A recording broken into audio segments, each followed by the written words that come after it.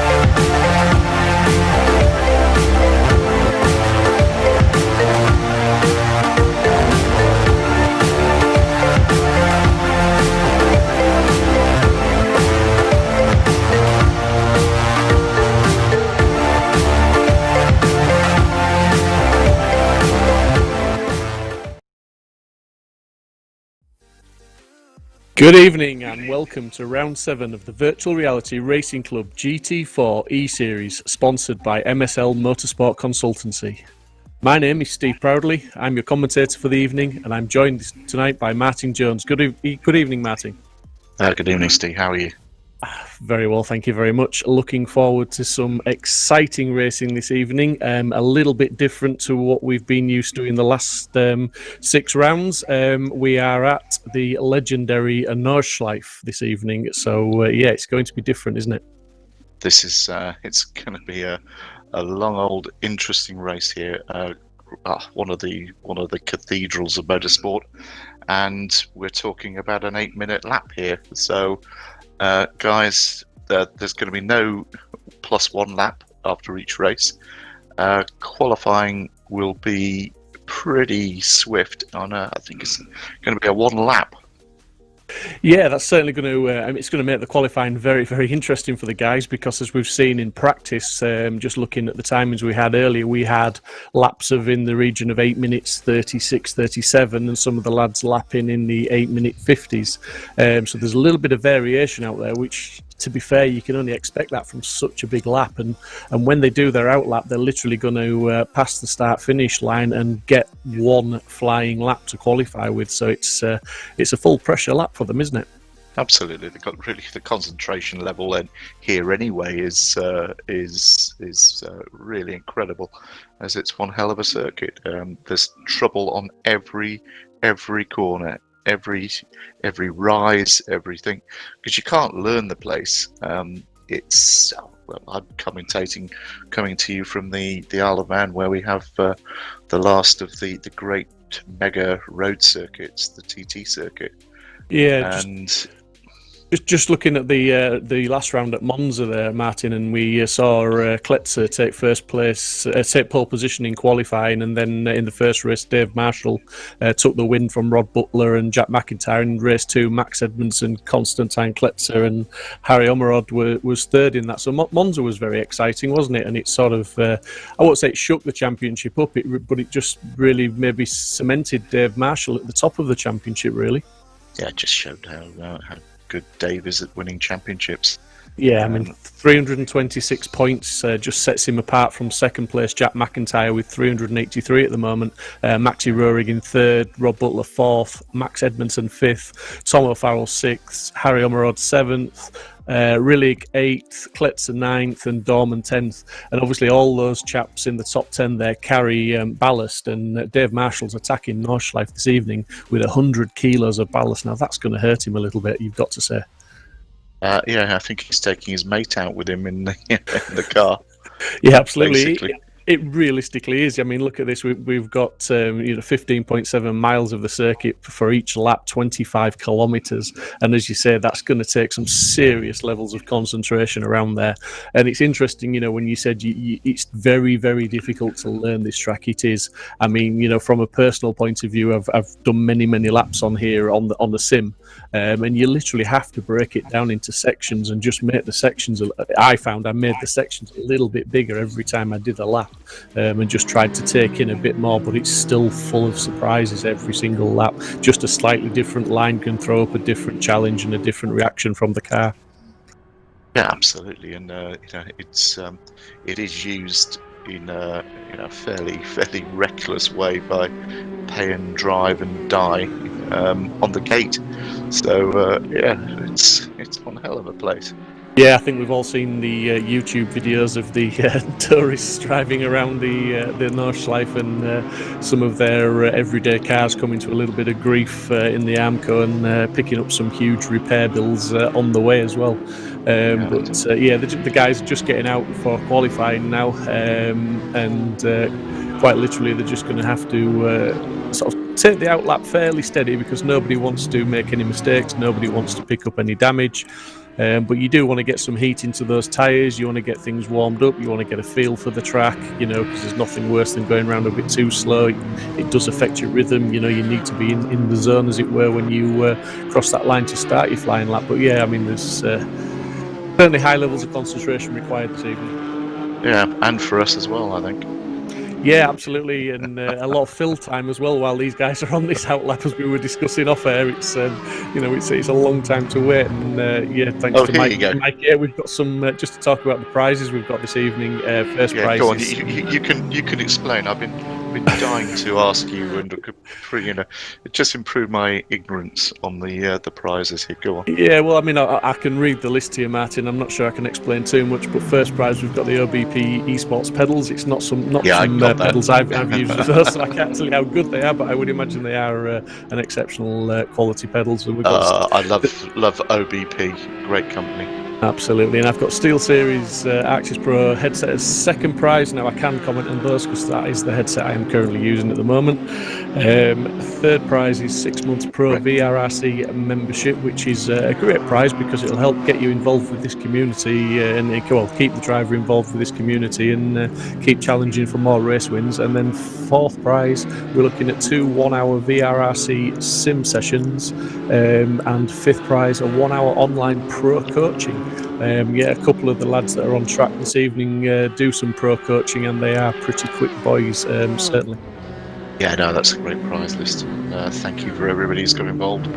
Yeah, it's absolutely awesome that the sponsors get involved, and put these prizes forward. The chaps are, they're not just racing for pride; they are racing for prizes. And we've got some fantastic sim drivers, real-world drivers. We've got a really good mix on the grid, and that really shows when you watch the quality of the racing. And if you are new to us this evening and you are watching this for the first time, please be sure to check out the VRRC YouTube channel at some of the past videos, because there has been some absolutely epic racing. I mean, just last week at Monza, we were on the edge of our seats for the whole of the 2 races. It was absolutely awesome. I think that was a baptism of fire for you. Absolutely. Just, that second, the first race was as bad as the second one for excitement. Michael Yao did very well to keep up with it. Yeah, absolutely. The drivers certainly keep Mike Yao, Simply Race, our producer that brings these brilliant pictures for us, keep him on his toes, trying to keep up with the action, because there usually is quite a lot of action. And as I say, last week there was certainly plenty of it, and it was wherever you looked. We were looking at the timing screens, and wherever you looked there was a battle. And these guys are often only a tenth or two apart as well, aren't they? Yeah, absolutely. I don't think anybody's in danger of being lapped here, that's for sure. If they are, they're having a bad day. Yeah, absolutely. I mean, I'm just wondering how tight qualifying is going to be, because you've got to say, when you're thinking you maybe, I mean, we're looking like we've got 24 minutes of qualifying left. So at most, they're going to get a couple of laps in. Because that's a lot of fuel to carry to do more than that, before you start impeding your overall speed as well. But how hard do you think they'll attack the lap on qualifying? Because obviously you want to get a banker lap in, but when the lap's so long, it's difficult, isn't it?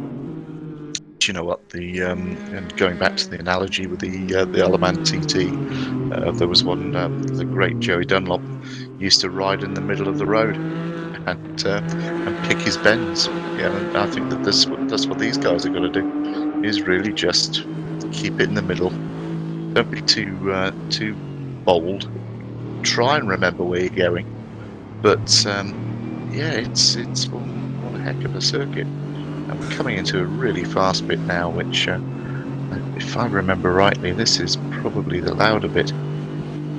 Yeah, absolutely. You're pretty much flat down here into this left-hander, and you're keeping it flat round here before it goes to the right. And again, it's still flat all the way around to the right before you come to what is the left-hander, where I'm not sure in the GT4 because I've not done a lap in it, but I know in the GT3 you do lift off ever so slightly on this next left-hander now, just to keep the nose tucked in a little bit. Otherwise, you can run wide, and that armco is pretty hard. Yes, it's very, very unforgiving and not often replaced. Yeah. I like in the graphics though, they've actually got shiny bits where they've actually copied the replacement barriers. Yeah, absolutely, and everybody or most people will recognise the next corner coming up as the car tucks into the banked curve here. This is obviously, I think this is the corner that everyone thinks about at the Nordschleife. Yeah. Oh, whoops. Oh dear. I think Paul Laramie's had a moment. Oh. That's not what you want on your outlap, and certainly looking very second-hand now, that BMW. He's looking a little bit rippled and a little bit scratched, and hopefully it's not going to have affected his performance too much, because unlike most of the other tracks, you can't really just escape to the pits tonight because the outlap is so long. I think he'd be parking that tight to the wall in the Hertz rent-a-car return. Yeah, nothing to see here, so just take the keys. Move on. But yeah, I mean, this part of the track is it's interesting as a driver now. I mean, the whole track is interesting, but this in particular becomes very technical, and it's very, very flowing, and you can make a lot of time up in this section of the track, because you can just, you see Laramie's going very wide there, not the ideal line, just letting the Mercedes run underneath him. But yeah, when you get to these flowing parts, it's really important to make this section, as all sections, but more so to make that count as someone's getting it. Kenny Press just getting a little bit sideways. I just lost it off there. Just got to know where you're going. And the Chevrolet and the Mustang, they're going to be a handful around here. Yeah, I mean, Rich Hayden was demonstrating some drifting qualities last week at Monza. I'm not sure he's got enough room and enough forgiveness in the circuit to really try that this week.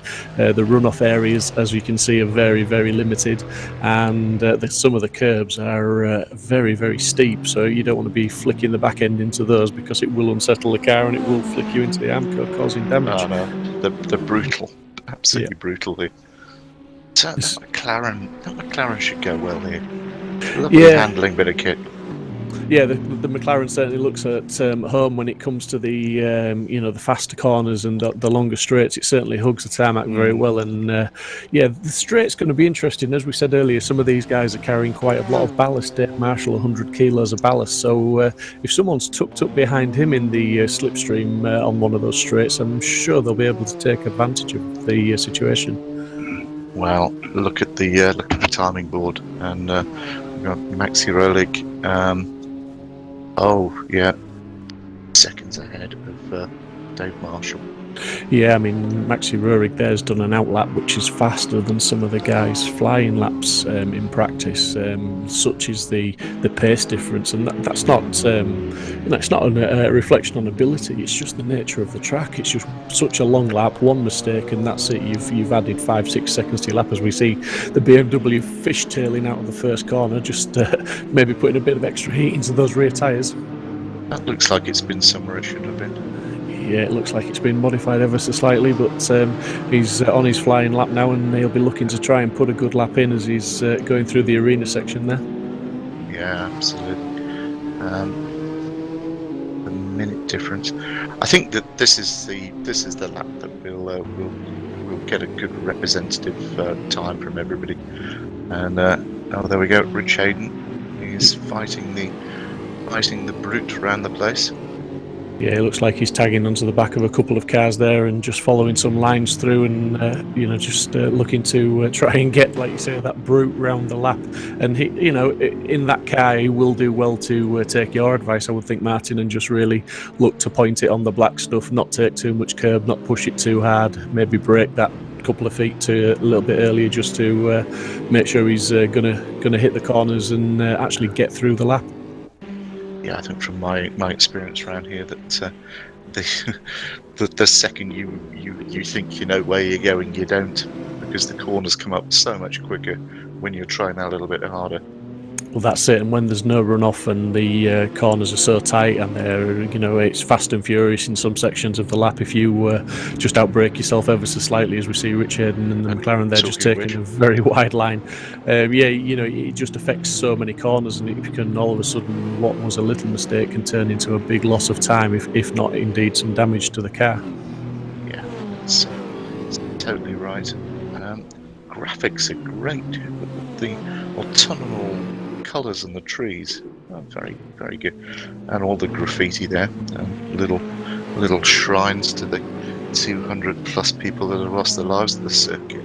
Absolutely, yeah. I was just going to mention it's absolutely steeped in history. I mean, I think the first sort of layout of the track was back in the 1920, I believe it was, and it's obviously taken many changes throughout the year, and obviously there's been some big names raced here, and unfortunately, sadly, there's been some big names have lost their lives and certainly been injured around this circuit. Yeah, I think the famous one was literally the end of it as a Formula One venue. It was the 76 when Niki Lauda had his awful accident. Yeah, and that was the end of it. Yeah, absolutely. It's it's like we say, it's steeped in history. It's it's a track that a lot of people wish to race round. Oh, someone's on the two cars on the grass, and the McLaren collects the back end there of one of the other cars, and that's not ideal there, as that was Isaac Smith that I'm not sure if he came together with Rich Hayden, but then the McLaren just caught the tail end of that. Very unfortunate for him. And I think Rich Hayden has added to the excitement again. Thank you, Rich. Yeah, he's always trying, isn't he? He's always at the forefront. He's a fantastic driver and puts everything into these events. And he's certainly got a challenge on his hand with the car for this season. Oh, it's hugely challenging. Great choice. Yeah, absolutely. Well, for us in the commentary position, probably makes him sweat a bit. Absolutely, James James Merrill's just coming up through sort of midsection of the track there, still on his way out from the arena, from the GP circuit, still travelling away at the moment, but he's coming to some of the faster parts of the circuit. But it's as we keep saying, it's very important to get all these entrances and apexes correct, because everything just leads so tightly and so sweetly onto the next one. Yeah, James's commitment is phenomenal. I'm looking forward to seeing him out on the circuit. And that's not far away, I believe. Talking to the guys. So now here we go. This is Rurik, and I would think that he'll be relishing this home race. And I bet he's done a few laps around here. Yeah, I bet he has, and then as he just throws it in there, and it's so important to get that corner bang right, because if you run wide in that and it throws you out the top, it can cause all sorts of issues for you and cost you a lot of time and damage to the car. And just finding out, I believe Max Edmondson's had an issue as well on his lap. He's had to bail out of the lap. He's collected the wall. So there's a few of these guys that we come to sort of know and expect in the top sort of half, top 10 certainly in qualifying. They're just having a few issues tackling the Nordschliefe this evening, and I think we may find a little bit of a mixed up grid after qualifying. I don't think there's any need for a reverse grid here. It's going to be all over the place. No, I think we should have maybe just done a lucky dip on the grid and just said, there you go, boys, it's not going to make a lot of difference, and just to see what you can do. But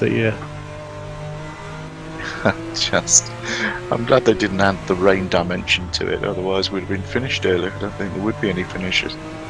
Yeah, the retirements may have been quite high on that one, but it's certainly, I mean, we're just on board with Roerig now, and like I say, he's been pretty fast in practice.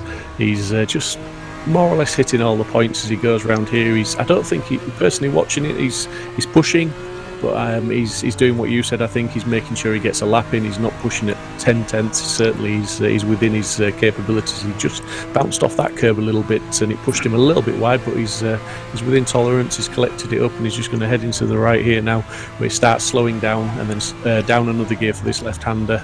As he's coming back around now, and he's going to start heading back towards the main GP circuit very shortly.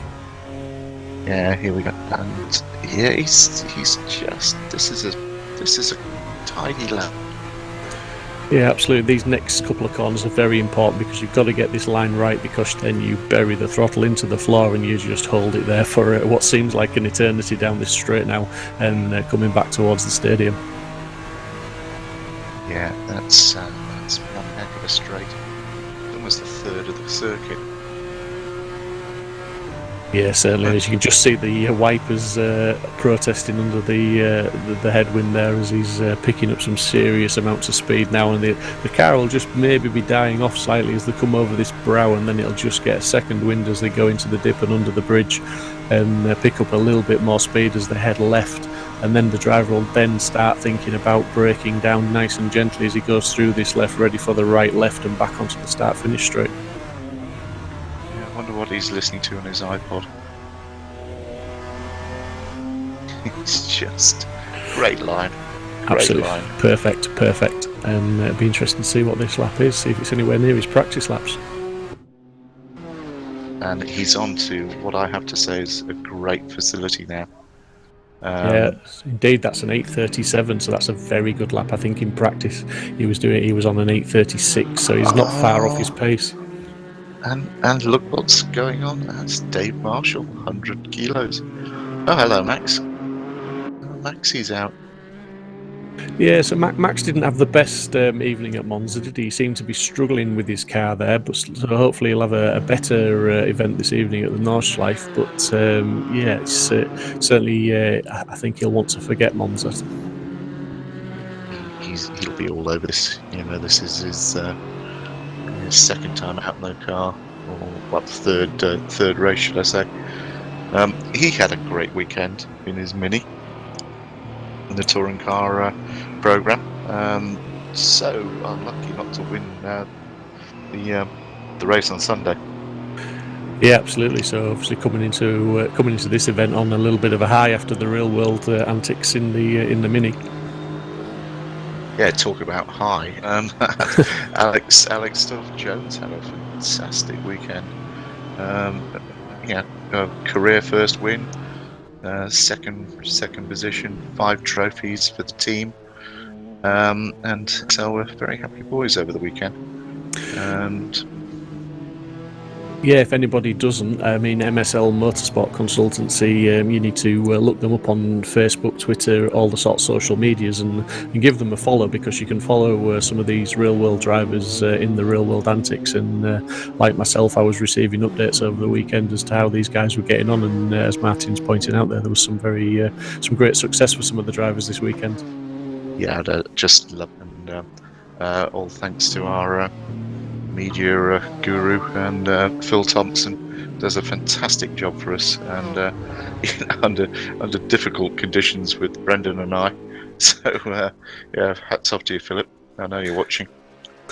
Yeah, interesting, the qualifying, how it's panning out. We've got Rurik with an 8:37.96. We've got Marshall 1.1 second back. We've got McIntyre 1.3 seconds back, and then we've got Rillig 2.1 back.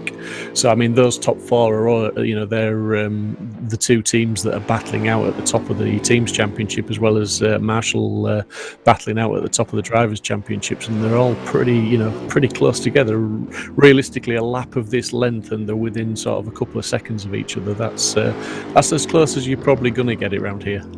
I think it's a Bavarian benefit race, this one, by the look of it. Hats off to Alex. The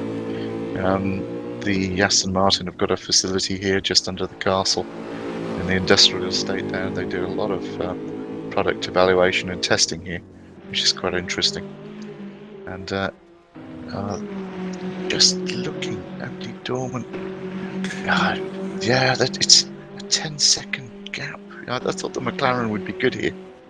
Yeah, just reading some of the YouTube chat. We've got Marcel in there saying really go, go, go. We've got Gorilla Mods who've produced some fantastic mods for the community, but they're saying Adrenaline Esports for the win. Paolo says hello there, guys. Marcel, Timo, home race for our guys. Go really, go Maxi, go Adrenaline. So yeah, certainly, like you say, it's the Bavarian benefit race, and they're all they're getting some support from the countrymen. So it's certainly it sparks some interest with the viewers. Excellent. No pressure then. Absolutely, yeah. And we're on with Andres Rillig. Again, taking a sensible line, not attacking those monster curbs. No commentators curse at the moment, but that is quick. Yeah, I mean that's the thing. They've got their banker laps in now. Certainly, we're looking at the top five. Toth Jones is 4 seconds off in fifth. I mean that's still respectable, to be fair to him, because the next closest one is Dorman, who's 14 seconds back. So the top five, really, I would say, could probably go out on this second lap and look to attack it a little bit more if they wanted to, and just take maybe not more chances, but just push that a little bit harder, maybe. Yeah, totally. They've got, as you said, they've got the banker lap in, and I'd go for it. Not that it's going to stop any of these guys right down the field here. I've never seen a spread of times in this championship like this. No, absolutely, but like you say, it's just the track distance that brings up these timings, and you're probably not going to see many times within a tenth or two of each other in qualifying, but certainly to do a lap round here and be sort of within a couple of seconds is still pretty impressive. And again, on the YouTube chat, Aaron Walker, good evening, buddy. Hope you're well. Be interesting to see how hard the top sort of 5 or 6 are pushing. Certainly Marshall, will he be bothered about trying to push for that pole position? Well, yeah, he's a racer, isn't he? He'd like to take pole if he could.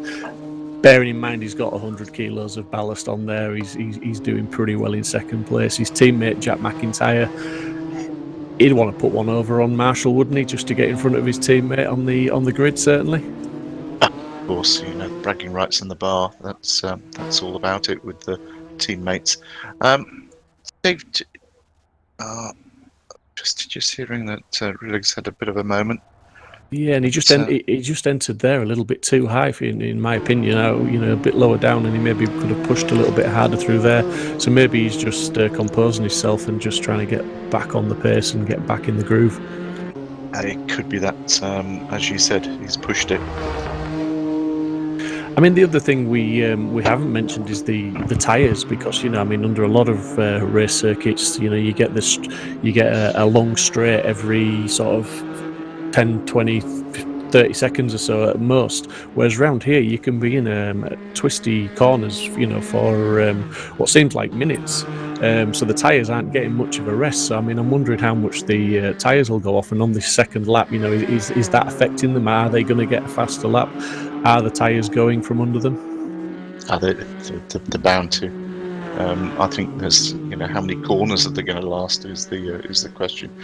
Certainly, my experience of hire cars, they do about one lap and then you've got to give them back. Yeah, I hope there's no hire car companies watching, otherwise you've just been blacklisted around the Nordschliefe area. But yeah, certainly, I mean, we're just on board with Merrill's now, and he's sort of 15.5 seconds away from pole position. Again, he'd be 7th on the grid. To be honest, yeah, he'll go around. He'll be trying. He'll certainly want to improve on that time. But 7th place, it's not looking too bad for the start. And to be honest, with these guys on the grid at the moment, looking at a 30-minute race around the Nordschleife, there's going to be opportunities to make positions up. It's so hard, like you said at the top of the show, to try and learn this track, to get every corner perfect on, the probably sort of 4 laps we may be expecting tonight. It's going to be a tall order to remain perfect, squeaky clean all the way around, isn't it, without offering any opportunities to your rivals. And it's a different dynamic from the start. There's no need to be first into that corner. There are so many corners to make it up, and there's so many places for errors. This is going to be. I don't want to point out the obvious. It's going to be between the top 5. I think they're the only guys who have really got a grip of it. And then it's some interesting racing. If you look from 6th down to 11th, there's a bit of a spread there. There's 10 seconds, but it's going to be. Let's see what the race brings. 3 minutes of qualifying to go. Yeah, well, I mean, that's it. When the lights go green and they all head into that first corner, it's going to be very difficult in respect that they. I will say that I don't want to say that red mist will descend, but it does, doesn't it? And the guys, they try to battle for every position. They try to cling on to the car in front, and quite often, with respect to the drivers, if you get one of those slightly slower drivers in front of you around here, it can be very, very difficult to overtake because it's such a tight, twisty track. Yeah, you can make yourself wide here, that's for sure. Yeah, and I mean the other thing is, I mean, it's almost like we say at the start of endurance races, it's not won in the first corner, it's not indeed won on the the first lap sort of thing. But it's almost like we are using an endurance circuit for a sprint race, so it's almost like it's still got to go steady. It's not going to be won in the first corner. Indeed, it's not going to be won in the first half a lap. I think it's if you're starting sort of mid pack and down, you would do probably as well just to try and keep clean, stay out of trouble, just follow the cars through the first few corners and just play a watching brief on those cars ahead and start to push once you come to the back end of the first lap maybe, and see where you can make up some positions on some of the longer straights. Yeah, that's sound advice. Let's see what happens. the best laid plans. Emmanuel Vinks in the chat, and he says he's just shouted out in capitals adrenaline, P1 and P2 today. So Emmanuel's obviously supporting adrenaline as well, and as we said earlier on, the support is certainly there for these guys this evening. I'll tell you what, it's the racing drivers, they're just going to get stuck in. Okay, 150. That should pretty much it. And look at that at the top there, less than a second. That is brilliant on a circuit this long. Yeah, as you said, Jack McIntyre has gone. Have some of this, Dave. Yeah, I was just going to say that's it, isn't it? McIntyre's gone for that. He was going for pole, obviously, but he's gone for P2 at least, and he's got in front of his teammates for the bragging rights as the clock ticks down to 1 minute 20 seconds left, and we're seeing some of the cars now bailing out and entering back into the pits. That was a very brief 30 minutes, wasn't it? I'll be sweating like Olympic athletes. Just, they won't be liking that. But just seeing there that obviously some of the drivers have succumbed to track limits as they don't have a best time on the board. Max Coates, Larmy, Press and Mellors all seem to have struggled to get a lap in. We know, I think it was Mellors, wasn't it, that was involved in the incident earlier on as well? Yeah, that's right. Where's our Mr. Muscles? Where's he tonight? I don't see him out. No. Can't have got his new socks. No, absolutely not. No, he's maybe in talks with the advertising space and just maybe trying to get a better deal. But yeah, he's just a busy chap. Maybe not had time to put the practice in for this circuit. But yeah, James West is not on the grid this evening. Well, that's a shame. He'd have enjoyed here. It's always great watching him go around. Yeah, it would have been. The coolness of his sim room. As I say, it's nice to hook into his stream and just admire the mood lighting and the socks. It's fantastic. I must ask him if that's a shed of pleasure or it's a room in the house. Yeah, maybe a conversation for a private call rather than an interview. Could be. But yeah, we see Max Edmondson's in 12th place. He had that incident, I believe, with the wall on his first flying lap, so he's done okay to, he still managed to get a lap in, albeit a fair way off the pace. Got Rillig in 4th, who we're following round now, who's still pushing pretty hard by the looks of it. That BMW certainly looks like it's under pressure. He's on a lap. Just don't know what we're looking at sector times here. Yeah.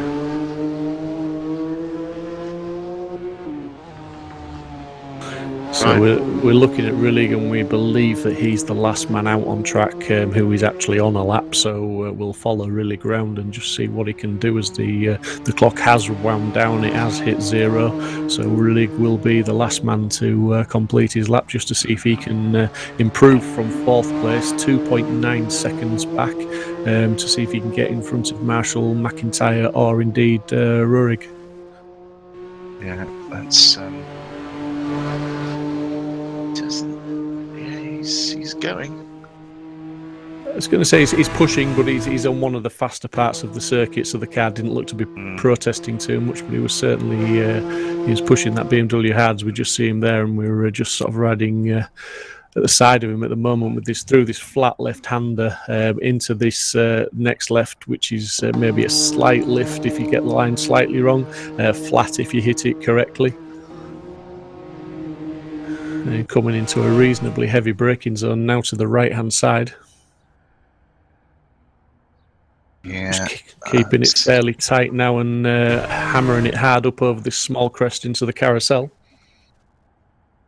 They've been looking for a slingshot through the carousel now and trying to get on the power as he comes out. Looks to be a very nice line through there. Yeah, he's just. Obviously, we'll have to wait to see, but it does look like a cracking lap.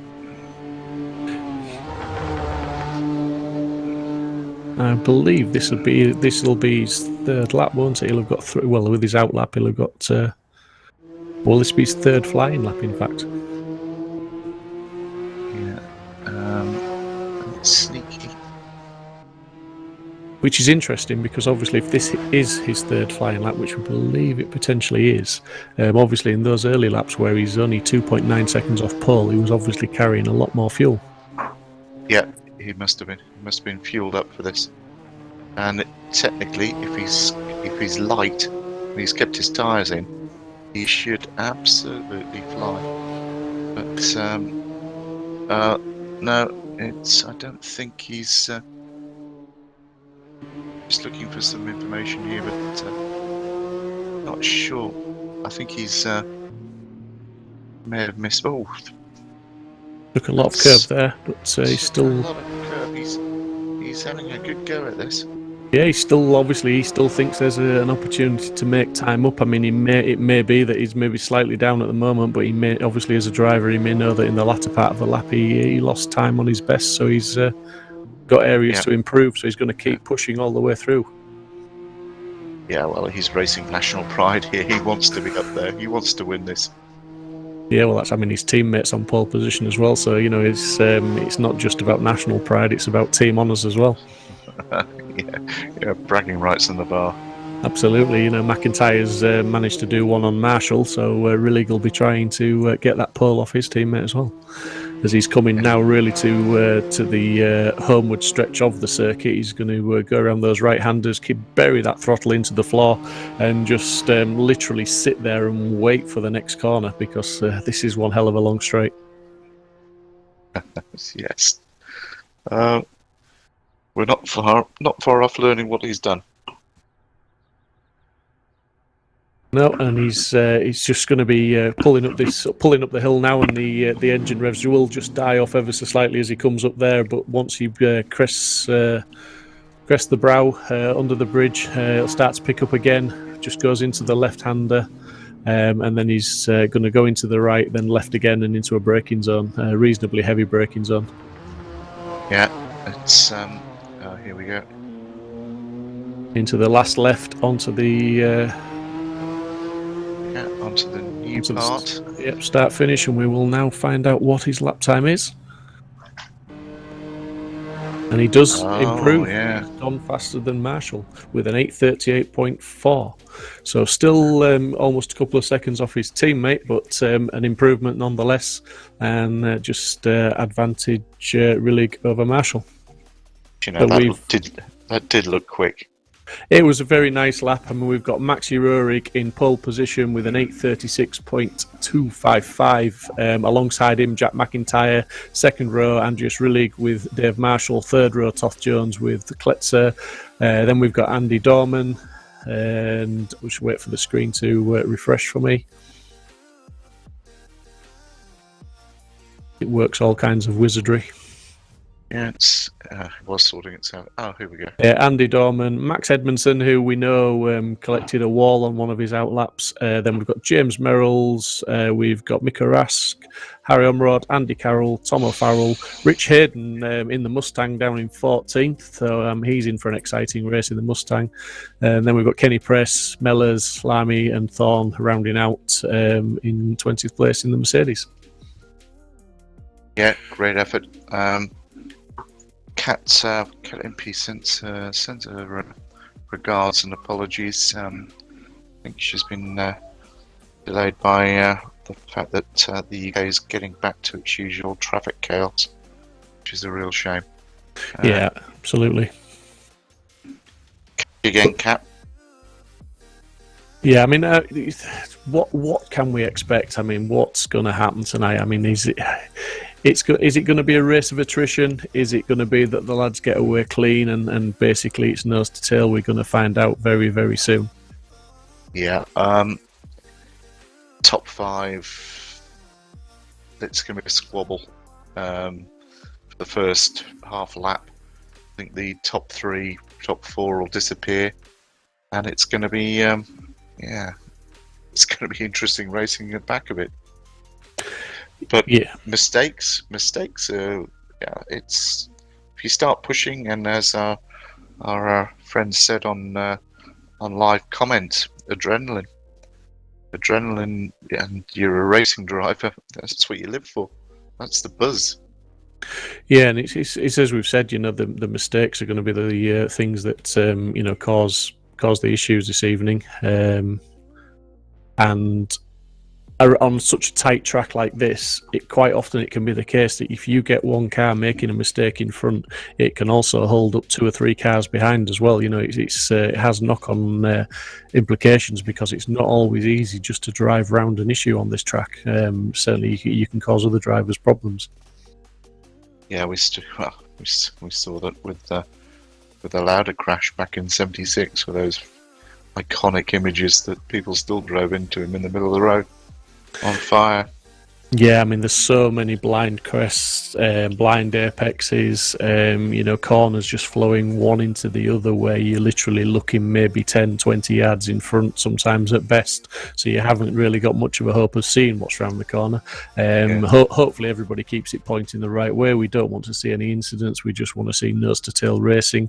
We want to see some good overtakes. I'm hoping we're going to see some slipstreaming and drafting up the back straight on the homeward straight and up that hill under the bridge. It'll be interesting, and it'd be nice to see what Rich Hayden can do in the big old Mustang along that power straight, and see if he can haul it up a few places from where he's starting on the grid. We're just going to play some adverts, get some information from our sponsors, and we'll be right back after these short videos.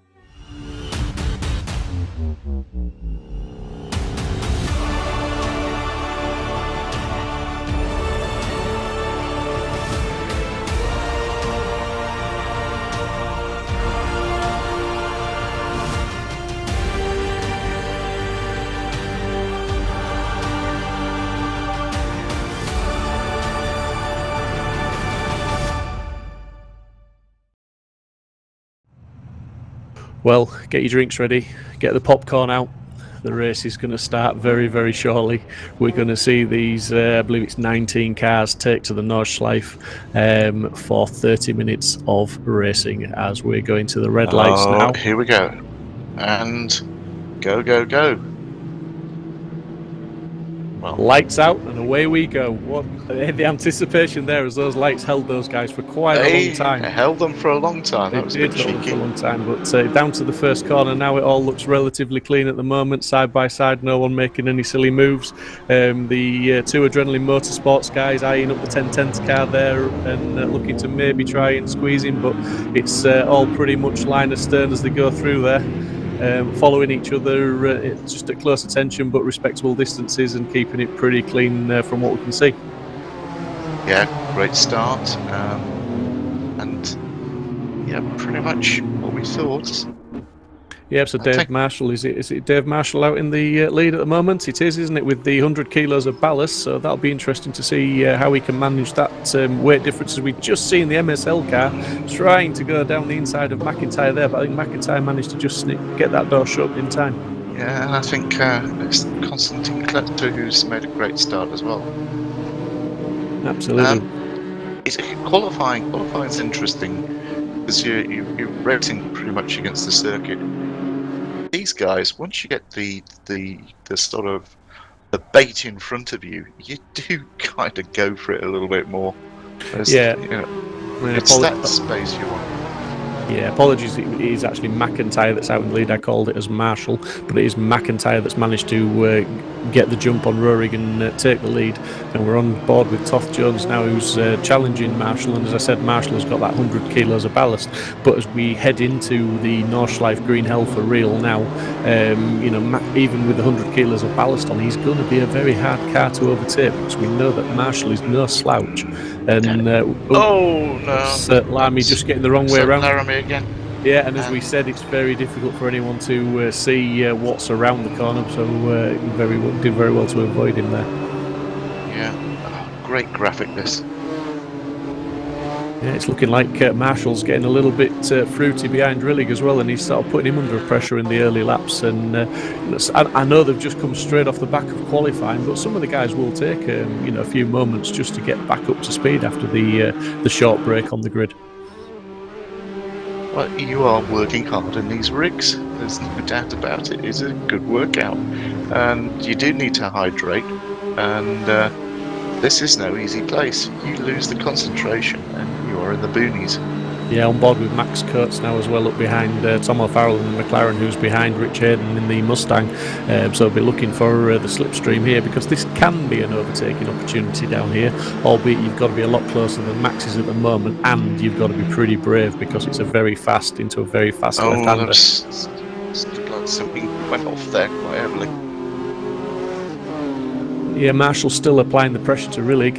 He's staying very, very close behind that the other BMW there. So it's BMW, and BMW. So it's the home mark is doing very well on the circuit this evening so far.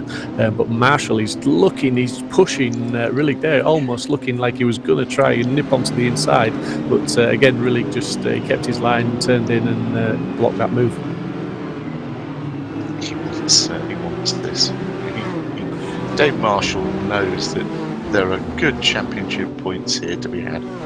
Yeah, absolutely. I mean, Dave Marshall is leading the championship at the moment from Jack McIntyre. Roerig is in third. Rillig is down in eighth. So championship-wise, Rillig will still obviously be working for points. But it has to be said at this stage in the championship, he's on 191 and Marshall's on 326. He's not really a contender to take the fight to Marshall in the championship, but obviously they're racing for honours this evening. Yeah, as he's side by side there as Marshall. Oh, he's got him. He's managed to put that move on him. He got on the side by side and he was on the inside for that bend, and there was nothing really could do about that. And Marshall now is going to be looking to pull away. And indeed, he's I won't say he's got a gap, but it's the biggest gap it's been on this lap so far.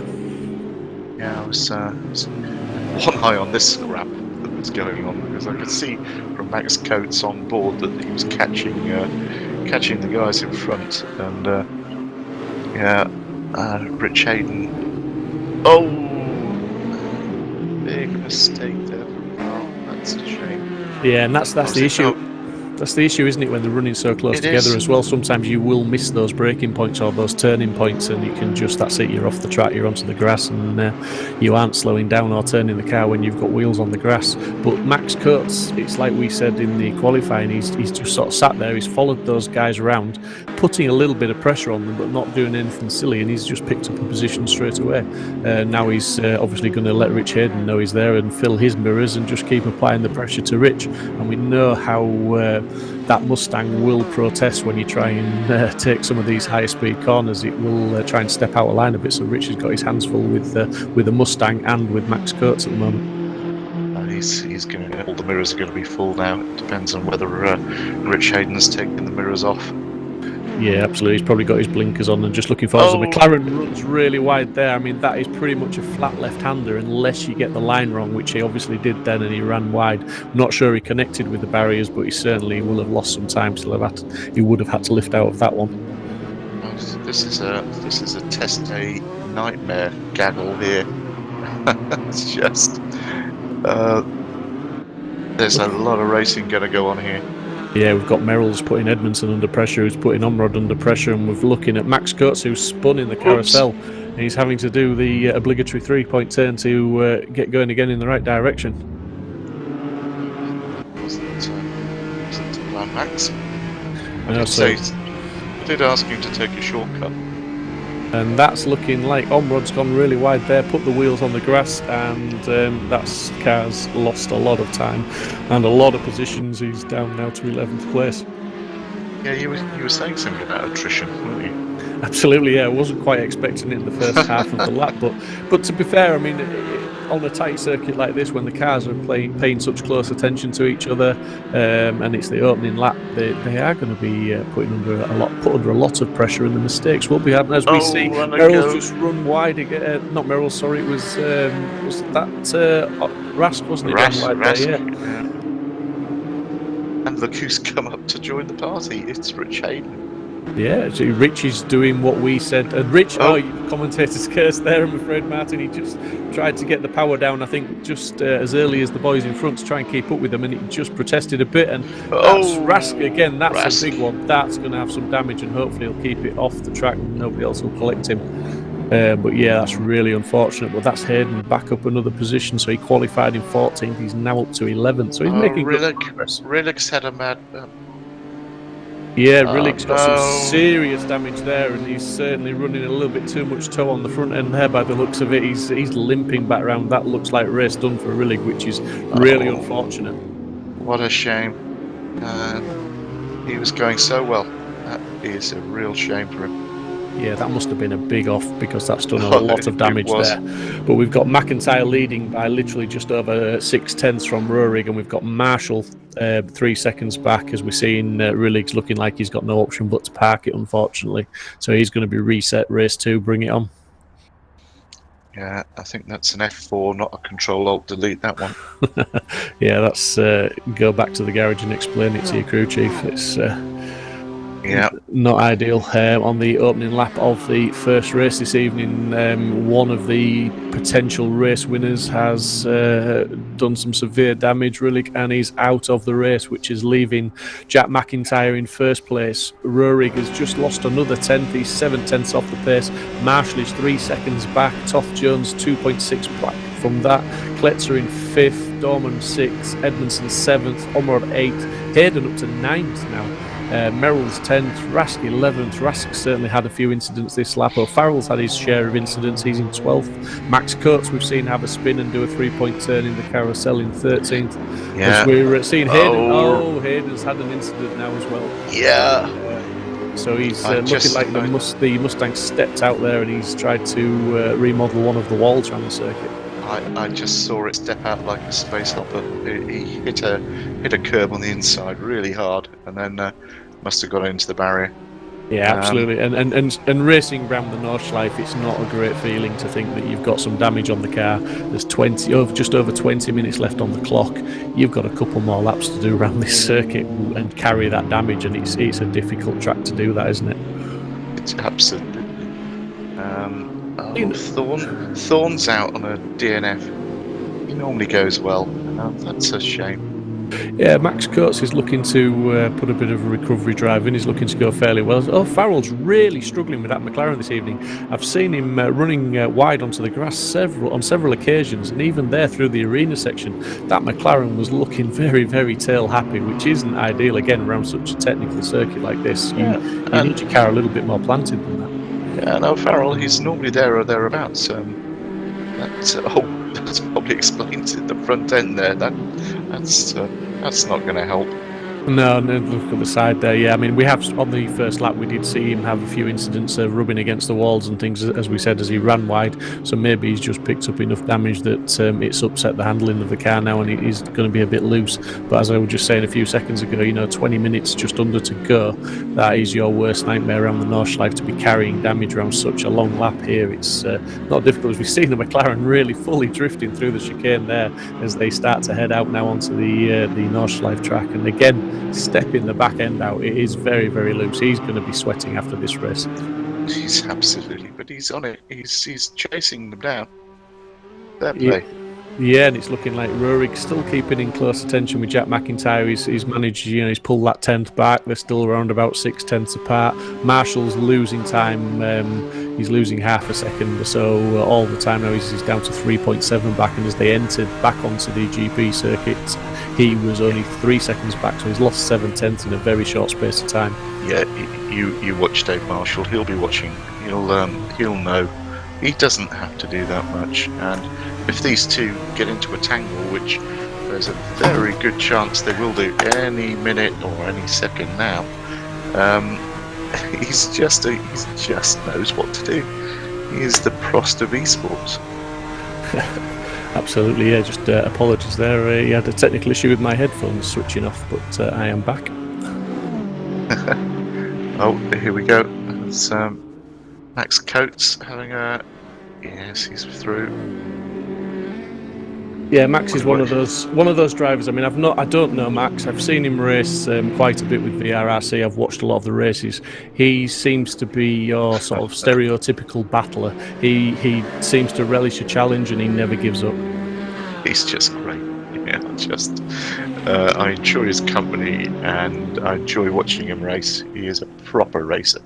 Yeah, absolutely. I mean, I've had the pleasure of seeing him racing in the real world many times, and he applies the same sort of standards to the sim racing as he does in the real world. He just, like saying, never gives up, and he loves a battle, and he will battle very, very hard. As we see, Farrell maybe just trying to take advantage of Max running a little bit wide there, but Max managed to cut it back and maintain position. So that's Max Coates in 12th, O'Farrell in 13th. Both have had their incidents, but I think O'Farrell's car's maybe slightly more battered than Max's. think it's a race between two hurt beasts here. Yeah, again, Oh, Fowler and it- running very wide. He just seems to be struggling to either, he doesn't Just- seem to get the car turned in, and when he does get it turned in, he seems to be a little bit loose on the back. That front end's just giving a massive understeer. Absolutely, and we're just looking up ahead now. I believe this is Jack McIntyre and Rurik, and Rurik's really closed that gap right down now, and he's applying the pressure to McIntyre now as they're coming to some faster but still twisty parts of the Nordschliefe circuit. Just keep on this rack and watch the lights on the dashboard here, which it'll show you just how hard they're pushing the car here. This is going to be great. This is important for Dave Marshall. How this pass comes off in two ways. One, if Rurik gets past, then the gap is, the points damage is limited. If they collide, then Dave Marshall's in the perfect place. He's 4 seconds behind and can avoid the collateral. Yeah, I mean, just watching McIntyre there, he's, Rurik's taking a much tidier line than McIntyre. I think McIntyre is being guilty at the minute of just maybe looking in his mirrors a little bit as well, but both taking the carousel very nicely there, and not too much time lost Good or line gained there, but they're very good lines, and McIntyre got a good exit out of there and just maybe stretched a couple of yards on Rurik. But Rurik certainly, like you say, he's committed, he's putting him under pressure, and you can see the rev counter on the dashboard there was just blinking in frustration at wanting another gear, but it just wasn't worth changing. He just hung it there, kept the power in, and he's just coming to some of the very fast, very technical, but very, very crucial parts of the circuit now. Yeah, here we go. And you just saw Dave Marshall flashing in the background there. He's far enough away if anything goes wrong, which he'll like, and he's far enough away or ahead of Toff Jones, who's having a very solid race in fourth. Yeah, and it's looking like Max Coates has broken there's a mistake there. Just a mistake, yeah, and just looking at the timing, Max Coates has broken the toe of O'Farrell. O'Farrell's 14 seconds back now, so while we're watching this battle up front, Max Coates has got himself some breathing space. But yeah, Rurik is going for the win. It's his home circuit. He wants to get past McIntyre, and if he can, he's flashing his lights. If he can keep as close as he is, if he doesn't force a mistake in this part of the track, he's certainly going to be in prime position for a slipstream coming up the straight. Yeah. Edmondson, he's going well. That Audi is a great bit of kit in real life. A friend of mine's got a manual V10, bloody quick. Yeah, awesomely quick cars, and they sound very, very nice as well. Oh, they sound great. Yeah, as we see now, McIntyre's just coming into the next left-hander. They're almost back to the long straight and homeward bound for the stadium section. He's just going to have to keep it there, and it's looking like he's safe at the moment for the next couple of right-handers. Get this line right, keep it planted. It's never been more important for him with Rurik right up behind him, and you can see Rurik's keeping a pretty good line. Both of them have got a good drive out of there, but Rurik is now going to pick up this slipstream. Let's just see how effective it is, because we've got two cars, obviously both the same cars, both BMWs, and both literally you're going to see that rev counter flashing away for a long time once they get further up the straight. That was bouncing. He's got a toe now. This is going to be interesting. Oh, he's got him. He's got the lead, but he's still side by side, I think, as they come up here. It's just, is he going to maintain that lead? Is he far enough in front? And I think he is. I think he's virtually got the car in front of him now. Indeed he has, and McIntyre's had to drop back behind him. But that's going to, I believe the battle will go on to the start-finish straight now, and McIntyre may look to get a slipstream into turn one. That was a good, clean move, that fair play there. That was good racing. Oh! There's a problem. Yeah, McIntyre's gone into the pits. No. Rurik has just set the fastest lap of the race with an 8:38.4, so that's a pretty good lap from Rurik. Oh, I don't like that. That's such a shame for McIntyre. The system's picked him up on something. Must have been at the start. Yeah, maybe maybe He- a start infringement. Not quite sure. Well, he did take the lead, didn't he, from the start? So that tends to indicate because he's done nothing wrong actually out there in the race. No, they were running some very, very, very clean lines and some really great racing from both those guys. But now that puts Rurik in a very safe and very commanding lead. Marshall 4.5 seconds back in second. So Marshall won't be too disappointed with second place with 100 kilos of ballast on board. He'll be pretty happy with that. Toff Jones, though, performance after he's some great driving, throughout the championship. Now up to third place. Jack McIntyre showing in fourth. I did say to Alex once you get used to winning, it really is addictive. Yeah, very much so. It's a great feeling, isn't it? You certainly want more of it.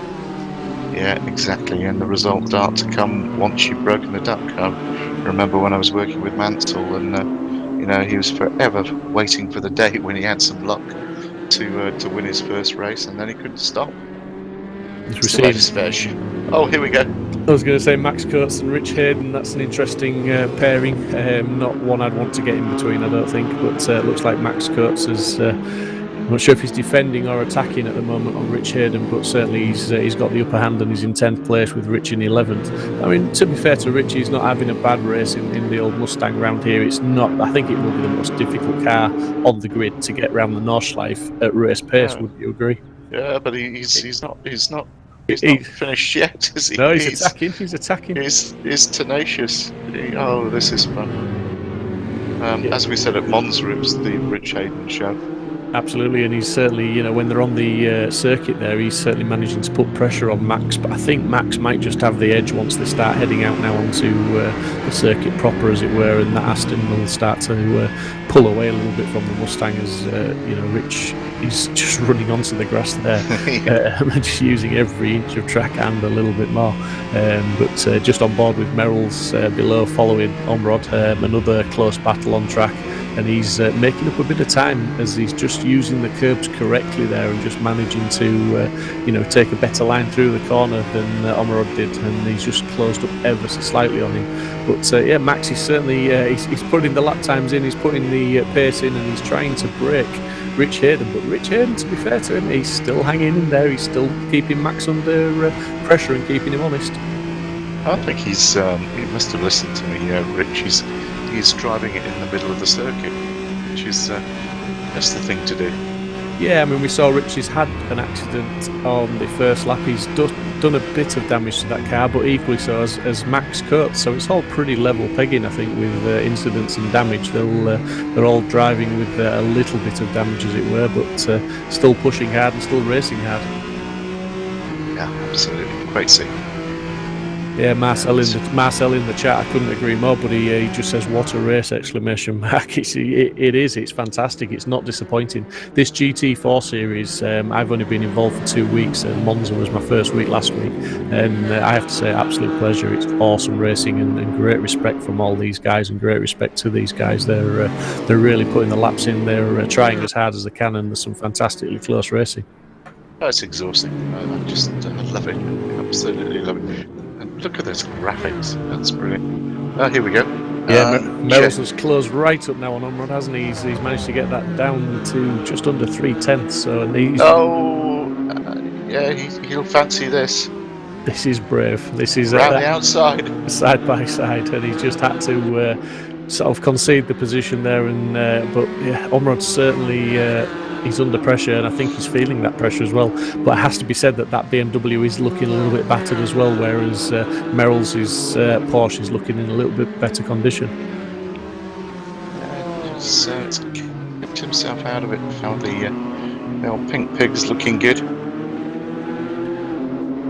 Look at that drop there. That's just a great graphic. It really shows you the undulations on this circuit. Yeah, and it just shows you how difficult the circuit is to drive, because when you come into those braking zones, when the track drops away like it does, the braking becomes so much more difficult, and then you go into the next corner and it's uphill, and again the braking distances change again. As you said right at the top of the show, it's such a difficult track to learn. There's so many variations on it, and it takes so much skill to get round here at the pace these guys are going at. And Merrill's is doing a great job of just sticking behind Omrod, because again, following someone that close is very, very difficult, because you can't always see your braking points, you can't always see your turning points. You are putting a certain amount of trust in the driver in front while trying to keep him honest and keep him under pressure. Yeah, absolutely. Because how many times have we seen in racing where the guy in front, you're following him closely, the guy in front goes wide, you go wider, and then you're in the barriers. Great racing. James's front view camera must be absolutely brilliant on this one. It'd be awesome, but I bet you can't see an awful lot. No. see a couple of brake lights if they're working, because they look pretty bashed. Yeah, absolutely. But it's a different skill set. I mean, racing fast, putting fast laps in is fine, making overtakes is fine, but driving as close as that to the car in front for as long as he is, as he throws it into the carousel, makes a bit of time there, just got maybe a bit too tight on the turn and just clipped the inside curb. But it's a different skill set, isn't it? Being able to drive that close, it takes so much more concentration. Yeah, plus you get all sorts of nasty things from the car in front. You get the heat. He's got a bit leery there. But you get the heat from the car in front. It makes your car hot. You get hot because it's still the air. The air does come through into you, and you're concentrating harder. Yeah, absolutely. We've just seen Risk and Hayden having their battle, and it looks like Hayden's managing to maintain position, although he's lost touch with Coates somewhat now, as we thought he might do. But back to Merrill's and Omrod, and Merrill's is really keeping him honest. Coates is in 10th place behind James. James in 9th, Coates in 10th. Coates is 13 seconds, albeit a 10th back. So James has got nothing to lose behind. He can afford to concentrate on Omrod. As Omrod's run onto the grass, surely that gives James the he's got advantage there. He's got him, hasn't he? And just applying that pressure for what was just over half a lap, I would say, has just paid dividends for him there. He just now needs to carry on in the same manner, get the corners right, get the braking zones right, and keep the power applied when he can, and just try and brake him. Yeah, I think Harry must have had a problem there, because he's won a race this year. He's normally there or thereabouts. Great graphics again. Just love the way they do this. Yeah, it's fantastic. Mike Yao, Simply Race, bringing us these pictures this evening to commentate on and to show the viewers at home what great racing we have at the VRRC GT4 Esports Championship. Absolutely fantastic stuff.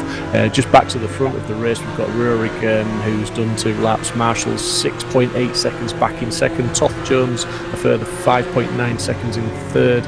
Jack McIntyre 3.1 back in fourth. Kletzer 5th, Dorman 6th, Edmondson only just under 1 second behind Dorman in 7th, and we've got Omrod looking to slipstream Merrill's and use the BMW power to pass the Porsche on the climb back up towards the main circuit. That'd be a difficult one. Pass the Porsche pink pig. Go on, I'll follow your lead. No, I've said it once. I'm not even going to attempt it. No, here we go. But it looks side by side now. Now he's got him done just at the last throw. Really, that was in the nick of time, because much longer and James would have had the advantage for the inside of that fast right-hander. But he's got it done again. So James now, he knows he can do it. He'll keep the pressure on him. It looks like the BMW is carrying quite a bit of damage. It wasn't handling the greatest through some of the twisty stuff. So they're going to be going out onto the last lap now. So James just needs to try and get that overtake done a little bit earlier in the lap if he can. So that it gives him chance to maybe make a break from the BMW to avoid that slipstream overtake again. Yeah, definitely. And he won't give up. Oh, Harry's gone wide. James had a bit of a moment there as well, so sort of neutralised. Yeah, just look at McIntyre catching Tough Jones. Yeah, I was just going to say McIntyre's catching Toff Jones. It looks like Edmondson's had a bit of an issue because he was within a second of Dorman, but he's now 2.5 back. But the main battle on the track at the moment is this one that we've followed for virtually a lap now, and it's James Merrill's on Harry Omrod, the Porsche against the BMW, and we saw the Porsche get through the twisty stuff faster, as he's already doing, applying the pressure to the BMW constantly, relentlessly, just keeping him honest. But then when it came to the power of the straight back towards the circuit and the stadium, the BMW just seemed to manage to, I won't say power past the Porsche. He didn't make it easily, did he, Martin? He used the slipstream, he got alongside, and he just did enough to get in front before they got back to the corners. Yeah, that's exactly what he did, and did it well. But James isn't going to give up, that's for sure. No, I mean, we saw Harry just rode his luck a little bit, I would say, in the last lap. He went off the track several times, and then he did it in one corner that just allowed James to actually get the move done on him. So he just needs to be careful this lap and try and avoid that green stuff. Yeah, look at McIntyre. It's 1.2 seconds now to Toff Jones. Alex will have to make that Aston really wide. Yeah, again, that'll be an interesting slipstream battle if he manages to keep him behind all the way around, because that will be BMW against Aston Martin, and neither of those cars are slow in a straight line. No, there's a lot of grunt with that Aston, that's for sure. Absolutely, and Merrill's has just dropped off a little bit, but that's it's a faster part of the first quarter of the circuit here, but we saw him on the previous lap. He will close that gap up. I have every confidence in him, and once they come to the tighter stuff, he will be all over the back of that BMW, and he will try and get a move on him as soon as possible, because that's what he needs to do. Just now following McIntyre on the main screen as he's closing right up on Toff Jones. He's still 1.2 back, but he has been closing over the sort of last half a lap or so. He's closed that gap right down, and he's got it down to that 1.2. It's just nipped up to 1.3, but I think that's just circuit variation with where they are. So definitely closing up, and definitely looking like he's going to be trying to put a move on him before the end of this race. Yeah, there you go. Twisty bits 0.9. Yeah, BMW does handle well around here. The Aston's got the grunt on the straight, I hope. Just put my MSL hat on there, but I was going to say that's your MSL hat. I mean, to be honest, I'm pretty impartial, as all good commentators should be. I just want to see a good scrap, and I'd like to see him cross the line a tenth apart. That would be absolutely awesome. But I think I think both these battles, McIntyre, Toff Jones, Merrill's, and Omrod, I think we're going to see overtakes on the latter part of the circuit. No, I'm all for the good of the sport, but now come on, now, let's pull your finger out. Let's bring MSL home. Yeah, absolutely. Winning. We love winning. We love podiums. Yeah, he was having a good race at Monza last week, and then had an incident. He got taken out, I believe. He had some contact in sort of the last lap there, didn't he? And was unlucky not to finish higher up. Oh, it was a great spectacle, the Monza race. That was good for the sport. Yeah, again. Not so good for us, but we'll take rough and smooth. Again, if you are new to watching the VRRC YouTube channel, please hit the like button, subscribe, and also hit the notification bell, and watch some of the past races that have been held. There is some awesome racing at some very iconic tracks with these GT4 cars, with the Audi TT Cups. There's various racing on the channel to watch, and you could while away many hours of YouTube time. It's certainly a lockdown special. If you do unfortunately get locked down, you've got hours of entertainment here. You don't have to go to Netflix. No, and I mean, more importantly, if you actually want to get involved, www.virtualrealityracingclub.com. Just go to the website, have a look at the esports section, see how you can get involved with these guys. They offer coaching, they offer hardware, and obviously there is the community to join in and race. So there's the full package. You can literally, it's your one-stop shop to do everything and get involved, get on track, and have some fun. McIntyre down to I was going to say cut to 0.2 a second. This is going to be painful to watch, but I will do. I'll man up. Yeah, absolutely. We've got McIntyre around 0.2 of a second back from Toff Jones. We've got Merrill's, who's under a second from Omrod. It has to be said that's a bigger gap than it's been for a wee while with Merrill's and Omrod. It looks like Omrod's maybe not made as many mistakes on this lap and settled into what he's doing, but you can just see in the top right of your picture there, that is the McIntyre-Toff Jones battle, and McIntyre is well and truly locked in onto the back of that Aston Martin, and he's going to look to put Toff Jones under some real pressure. Yeah, there's not a lot of room to get past. I'll be impressed if he does on the twisty bits. It's a mistake to let him past, and then onto that long straight. Yeah, absolutely. He's certainly there, and he's certainly applying the pressure. But Toff Jones, he's a racer. He can absorb the pressure. He knows what he's doing, doesn't he? He's seasoned, he's experienced, and he'll just be looking at his lines. He'll be doing what he needs to do, and he knows that it's up to McIntyre to make the pass, and Toff Jones just needs to drive his line. Absolutely. And the eSeries for Alex when we went into lockdown. It was all he was going to do, because we had a great deal lined up with Aston Martin, and it just evaporated. So Esports has been really good for him, and he's come out, he's fresh, and he's won his first race in an Aston Martin. How special is that for a young racing driver? It's absolutely, it's a dream come true almost, isn't it? And then to do it on the real world track, and then to get into the sim racing, and as you say, sim racing, the lockdown, it's brought real world and sim world together, and this is what you get: some fantastic racing, from some quality sim drivers and some quality real world drivers. We're seeing McIntyre now; he's really trying to take advantage of this. Really on him.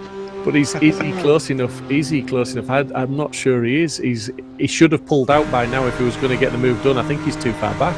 I think the Aston Martin's got the legs on him, and I think Toff Jones is going to bring that home in third place, which will be absolutely fantastic. That's he doesn't half fly. But that is Rurik taking the win at Nordschliefe on race one. Absolutely flawless, faultless performance from him. Obviously McIntyre had his issues, but here we see McIntyre trying to make up for that issue and having to do his drive through, but he just hasn't got enough, and Toff Jones absolutely nails the third place and gets the final step on the podium. Dave Marshall finished in second place, Toff Jones third, McIntyre fourth. Kletzer should bring it home in fifth place. The other battle on track is this one, Edmondson and Dorman, but again Edmondson's looking a little bit too far back in the Audi, and unless Dorman makes a mistake in this last braking zone, last couple of corners in the McLaren, he's going to bring that one home in sixth place. So good performance from Dorman as well, as he's been under pressure from Edmondson for a significant distance of that lap. But there we go, there's Dorman bringing it home in sixth place, Edmondson to bring it home in seventh. Really enjoyed that. What a great race. Well done, guys. How's Merrill's and Omrod getting on there? Going to bring it home, I believe, as they stand in 8th and 9th. We're looking at Max Coates. Fantastic recovery drive from Max, because we saw him have an early spin on lap one. He even had to do a 3-point turn. We've seen him have some battles on the way around. We've seen a couple of mistakes, but we've seen some great driving in general. And he brings it home in 10th place. A fantastic performance from him. Yeah, get in there, Max. That's top 10. That'll do. And here's Rich. Rich Hayden still circulating, 13th place, so he's not bad. I mean, he qualified in 14th, so he's improved on his qualifying.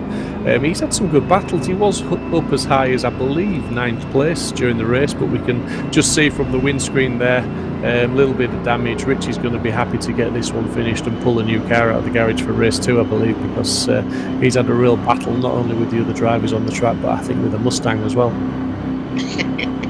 He's sweating like an athlete here. Somebody give him some Lucozade Sport. Absolutely, the drinks are available.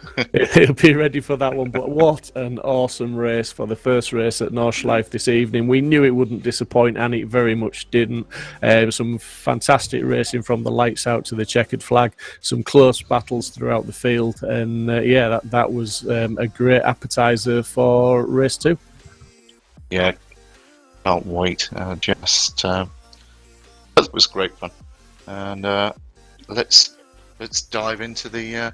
Are we going straight in, or are we going straight in, or are we going to give them a bit of a? Yeah, let's go for a chat with the guys in the interview booth. Let's see who we've got down there. Good evening, gentlemen. We've got Alex Toth-Jones, Dave Marshall here. So, Dave, to you first, buddy. As you brought that one home in second place, mate. Fantastic result. 100 kilos of ballast on board. So, yeah, well done, buddy. How was that for you? Yeah, I'm over the moon with that, to be honest with you. You know, it's tough lugging 100 kilograms around here, but luckily I regard it as a bit of a sim driver's track. You know, the lads who's done thousands of laps on over the years on this track know it like the back of their hand, and the people who's jumped on, you know, this week to practice the track, fair play to them. The lads who finished top 10. Yeah, I know I did a coaching session with Harry Omerod last night, and he'd only done 6 laps around the track in that coaching session, and that was it. So for him to be finishing as high as he did, fair play to everyone who finished behind us. No, we did see some fantastic racing throughout that race, didn't we, Martin? Yeah, we did. David, it must be quite amusing having your big fat mate in the car with you going around that circuit. 100 odd kilos. That's some handicap. Yeah, you almost forget about it, and then you come to a braking zone, and then very quickly you realise the weight's still on board. Yeah, it makes it very awkward to race, and these cars work best when they're agile, and especially when we get door to door, it's hard when you've got the weight to make it as agile as you can to get undercuts and stuff. So I really came into this round just trying to be damage limitation and try and maintain the points gap that I have. So really happy to come away with second, and fantastic going by Maxi. Like, that pace, even with 80 kilogram in the car, is blistering. So much deserved win for him. I didn't see what happened to Jack, but he still brought it home in fourth. So good result for the team. Yeah, well enjoy your drive. That was a champion's drive, mate. That's very calculated, very good, brilliant. Enjoyed it. Cheers for that, man. Yeah, well done, Dave, and good luck for race 2. We want to see more of the same, please. Onwards to Alex. Alex, first of all, congratulations on some great racing at the weekend, but to this evening's event as well. That was a solid drive, buddy. Was it what you expected? Did it go to plan if there was a plan? The plan was to not end up in the wall, because this is obviously a really hard circuit. But once I saw that Jack had some issues and was behind, found third place, I thought, all right, we've got a nice gap. And then Jack just set about catching me up, and yeah, it got a little bit tough at the end. I think the weekend's drive was a little bit easier than this one, but we take whatever we can get. I'm happy with third. Yeah, I mean, there, Alex. Yeah, Alex. I mean, exactly what I told you. Winning and podiums, yeah, they start coming, don't they? Yeah, it's getting addictive, this. It is. But I mean, Jack kept you very honest, and to be honest with you, you soaked up an awful lot of pressure in that, the last sort of lap of that race. It was a very, very impressive drive from yourself, just not only to soak up that pressure, but then to actually just manage to avoid the slipstream on the last straight as you were bringing it home. You got just enough of a gap there so he couldn't take advantage of it. Yeah, Jack really put the pressure on. And I even had a little off as well, so I thought that was it. I thought I'd lost the podium, but fortunately the Aston's very quick in a straight line, so I managed to defend nicely, get a little bit of a gap, and then just drive off down the straight. But I think another lap and it might not have been the same story. Well, hopefully race 2 for both of you, Dave and Alex, you follow the plan of race 1, try and keep it out of the wall, see what happens in front of you, and hopefully we'll see you making some more places up in race 2. So good luck for race 2, guys. Cheers.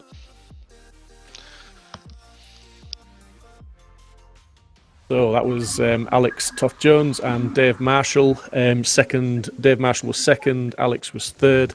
As we saw in that race, some fantastic racing from the guys. Dave Marshall pretty much had, I won't say lonely race in second, but he did what he needed to do. He brought it home. But Alex was the man, certainly under pressure towards the end of that race, and he absorbed it. As I said in the interview there, he soaked it up really well. But some awesome racing throughout the field there, wasn't there, Martin? I thoroughly enjoyed it, and that's a big circuit to actually get that sort of entertainment throughout. 30 minutes on a long circuit. That was impressive entertainment. Yeah, absolutely. I mean, you watch the real world endurance racing around there with the GT4s, where sometimes they'll have up to 200 cars on the track. And I think, to be fair, we were rivaling them for entertainment there at some points, because that was absolutely awesome. And the respect and the skill that the drivers were showing each other, and the skill levels that were on display there, that was some very, very good driving from all drivers. We saw a few mistakes, but this is Nordschleife. It's one hell of a lap to get round. Do you know, I just couldn't agree more. And we do in commentary enjoy a few mistakes. I think for me, I won't say the driver of the race, because I think it's difficult around Nordschleife to pick any one driver, because Alex put on a good performance. Obviously, our race winner put on a good performance. Dave Marshall, they all did, but Max Coates, made mistakes early on in the race, and then he just picked the baton back up and just attacked again, as I'm pretty sure he's going to do now, as we're waiting for the lights to come on in the second race. He just hops in it and drives it like he's nicked it. Not that I should say that, but he does. Right, okay. Here Red lights. Long hold again. And it's go. They're all getting a little squirrely off the line there as the back ends break free under the power, and we're just watching Edmondson there challenging down into sort of sixth place, I believe. But we've got Max Coates, is that on the inside line? And I think that's Risk on the outside. Oh, here's Edmondson. No, Max has got it. Yeah, it looks like Max has got it. Risk second, and I'm not sure if it's BMW or Audi third, but it looked like Edmondson's got the inside line for third at the moment. And a great start from Toff Jones from way back. What a great start. Is that James Merrills as well? James Merrills as well. Yeah, absolutely. So a good race for MSL so far, albeit the first 2-3 corners, but they're certainly putting a good show on now, and hopefully they can build on that, as Max Coates now has a clear track in front, but a very busy track behind. Edmondson just gets sideways there and off the track. I'm so glad he went forward and not backwards there. Yeah, everybody streams past him and just carries on, and Edmondson will rejoin, but he'll be in last place. But no pressure, as McIntyre and Marshall go hammer and tong there side by side, and they're battling for position. It's looking like Marshall's got the inside line there, but that's going to turn to the inside for McIntyre if that job's done. Oh, and Toff Jones, he's fancying this one. He's equal in his first race position already. He's in third place, Merrill's in fourth. So Max Coates out in the lead, nearly got a second on Rask in second place, Toff Jones third, Merrill's fourth, Omrod fifth, McIntyre down in sixth, Marshall seventh, and Rask lost it there, so Rask is going to drop down the field again. We saw Rask making a few mistakes in the first race. Right. Okay, stop it there, because MSL top three, that'll do. Unfortunately, 28 minutes to go, and a few drivers with a different opinion. Absolutely. Oh, these guys are racing. This is brilliant. Yeah, this is, at the end of the day, we've got the 10-10 guys of McIntyre and Marshall need to be careful. They don't want to trip over each other. They really do want to play a bit of the team game if they can here. They need to just be measured in their approach and try and get Omrod out of the way, and then put the attack on Merrills. But at the moment, it looks like they're just going hammer and tong. Yeah, what we've seen through the season is that in most of the races, P1 has got away, because P2, 3 and 4 have been squabbling. And you've got James Merrills playing a sterling role for MSL here. Yeah, and he's Rask just making a recovery drive there, but Omrod's gone wide in that BMW, and that's allowed McIntyre and Marshall to get through. So that's McIntyre and Marshall. McIntyre up to fourth, Marshall in fifth, and they are now side by side again. So they aren't playing the team game, they are battling for position, and they're battling for the driver's title. Yeah, they're racers, so they're getting on with it. Marshall retakes McIntyre, we see there, and he's back up into fourth place. But we're just looking at the top screen there, and we're seeing Dorman and Rillig trying to get through. Obviously, Rillig hasn't had the best of starts. He's battling away down in 13th place at the moment. It's interesting, this reverse grid. The guys, have just had stocking starts. Alex Toff Jones, he must have seen. He must have had a Moses of a start. Things must have opened up in front of him. He stormed through.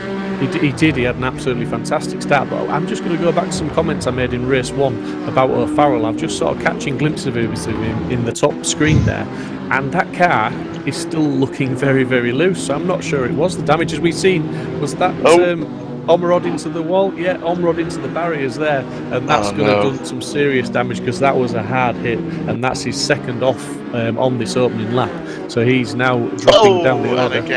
And again. Yeah. He's picked up some damage. I think he's going to be struggling now. He needs to just sort of reset, like we always say, and just try and get his head down, assess what damage is, and just settle back into a pace if he can.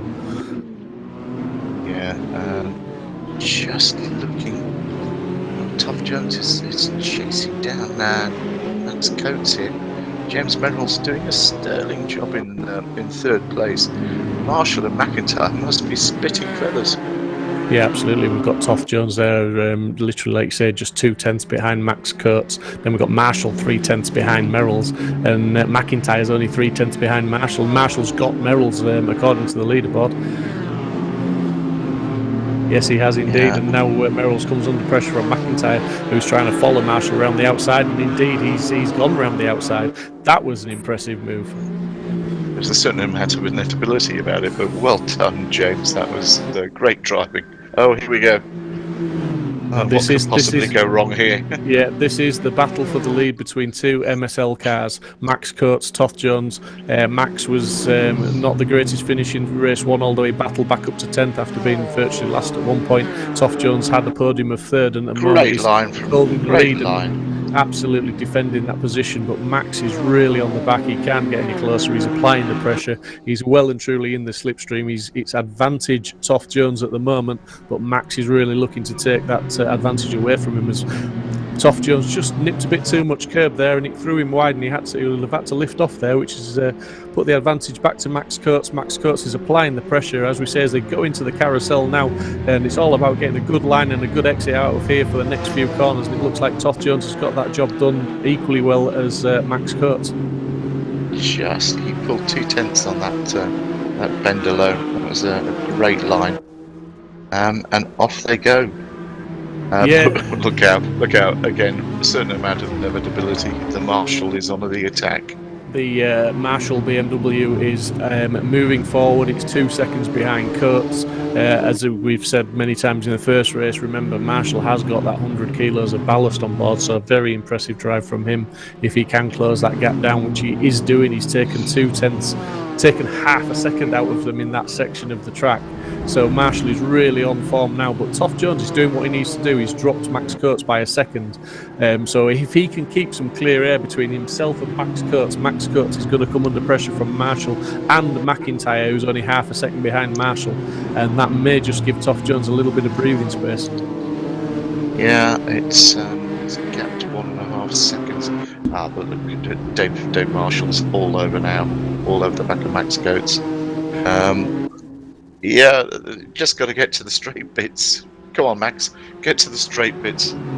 It's looking like, just further down the field as well, it's looking like Rask's having further issues, as I've just noticed on the board. O'Farrell, Hayden, Edmondson have all managed to go back past him, as he's maybe made another mistake, but Hayden having a good race up in 9th place. O'Farrell in that very loose looking McLaren in 8th, and we're just looking at Marshall now really putting the pressure on Max Coates, showing him the nose of that BMW, but it doesn't matter which mirror Max Coates looks out of, he's got a BMW at either side, and it's very, very loose from the Aston Martin there. Max did really well to hold on to that, and I think even Marshall would have been nervous as that Aston Martin sort of went side to side with the back end. I think he's making it wider than Q Branch could do for James Bond here, the Aston. But those 10/10 boys need to be careful that they don't take each other out. But Marshall's on the inside, McIntyre's following him, and McIntyre may even get the inside line on Marshall now as they come onto the straight. He's going to have the slipstream, but has that Aston Martin got the grunt on the BMWs? We could see a full reversal here. That was a great move by the two 10/10 guys. I have to admit it, in a sporting-like sort of way. Max will love this chase down the straight. Yeah, definitely. I mean, Marshall is now behind McIntyre. McIntyre's got that job done with the slipstream, but Max Coates is still hanging on in there. We know from for race 1 that the Aston Martin has got a fair bit of grunt down the straight, and if Max can just keep in touch, he's certainly got the skill level and the tenacity to keep up with these guys and put them under a bit of pressure, as we've seen before. We're just looking at Rohrig on Merrill's, I believe that is, just trying to go around the outside, and he has done it. It's whether he can keep it into the braking zone, and yeah, he's got the job done, swept around the outside of that portion. Quite a tidy move from him, albeit it was only just before the straight ran out. Yeah, and look at Dave Marshall. He's past Jack McIntyre. That's just great driving. Enjoying this. Yeah, just take note of that gap. So Toff Jones has got 3-second gap as they've gone over the start-finish line. Let's just see if and how fast that gap does come down as they enter back onto the Nordschliefe track in just a few moments. But yeah, Toff Jones leads, Marshall second, McIntyre third, Coates fourth, Kletzer fifth, Rohrig sixth, Merrill seventh. Hayden just moved up to 8th, Rillig 9th, Farrell 10th, Edmondson 11th, Thorman 12th, Rask 13th, Omrod 14th, Press 15th, and Larami in 16th. Yeah, that's Rich Hayden's enjoying this one. He's never short of company. He's always battling, and he is a fighter, and he's he's a skilled driver, so he will be in his full position. But someone's just spun in the background. I'm not quite sure who that was. I think it was it Rillig? He's having a bit of a nightmare, this one. He's having a bad race this time, unfortunately. But yeah, it was indeed Rillig. Just got sideways, and in fact, I think he was 90 degrees to the track in the. I'm not sure if that was in the stadium area, the arena. But we're looking at McIntyre still up behind Marshall, and in fact, Toff Jones is 3.1 seconds, 3.2 seconds up the road, as these two guys are now battling. Well, this is what can happen, and I have to say I'm delighted for a couple of reasons. One, it's great for us to watch, and B, it gives Alex and Max a chance to disappear and Max catch up. Yeah, absolutely. And we saw Jack McIntyre in the first race. He was quick in that BMW. He put Alex under a lot of pressure in the latter stages, and he's now applying that same pressure to Marshall. And with the ballast that Marshall's carrying, you've got to say that the McIntyre is favourite to maybe try and put a move on. I mean, McIntyre's got 80 kilos of ballast on, but even Dave Marshall said in the interview that he knew Jack McIntyre was flying in that first race, so he's fully aware of what McIntyre can bring to the table, and he will start feeling that pressure. Jack is quick, there's no doubt. We've been blessed with this series. I've thoroughly enjoyed it. Some great standard of driving all the way through the field. Great entertainment. Yeah, just a couple of comments that I've missed because the racing's been so exciting, but I will read them out. Mark Hicks, watch out, Aston Martins, the Dark Destroyers are right behind you. Fantastic. Craig Lax, let's go Max Coates and Dave Marshall, North East Power. Yeah, well, I'm with you there, buddy. I'm from the north, not quite the North East, but yeah, I'm loving the racing. It's absolutely fantastic. Yeah, look at that. It's down to 2.3 seconds in half a lap. Yeah, Mark Hicks goes on to say 1 down, 1 to go. So yeah, that's reference obviously the Aston Martins. I think Mark's money's on the fact that the BMs are going to take the Aston. I'll give him that. But these guys, they're working together now. They seem to have settled down a little bit, although I think when it comes down to a bit of a slipstream fest on this start-finish straight, the straight on the run home, I do think Jack will make a move, and if they're sensible about it, maybe Dave will not fight it too hard and just look for the greater good, as it were, that they'll catch up to Toff Jones. Yeah, third place for Dave Marshall is just ideal. Nothing worse than that. They've dropped Max Coates. 2.1 seconds. 2 seconds. It's like the inevitability of the ticking clock at New Year's Eve, isn't it? It's just going to happen.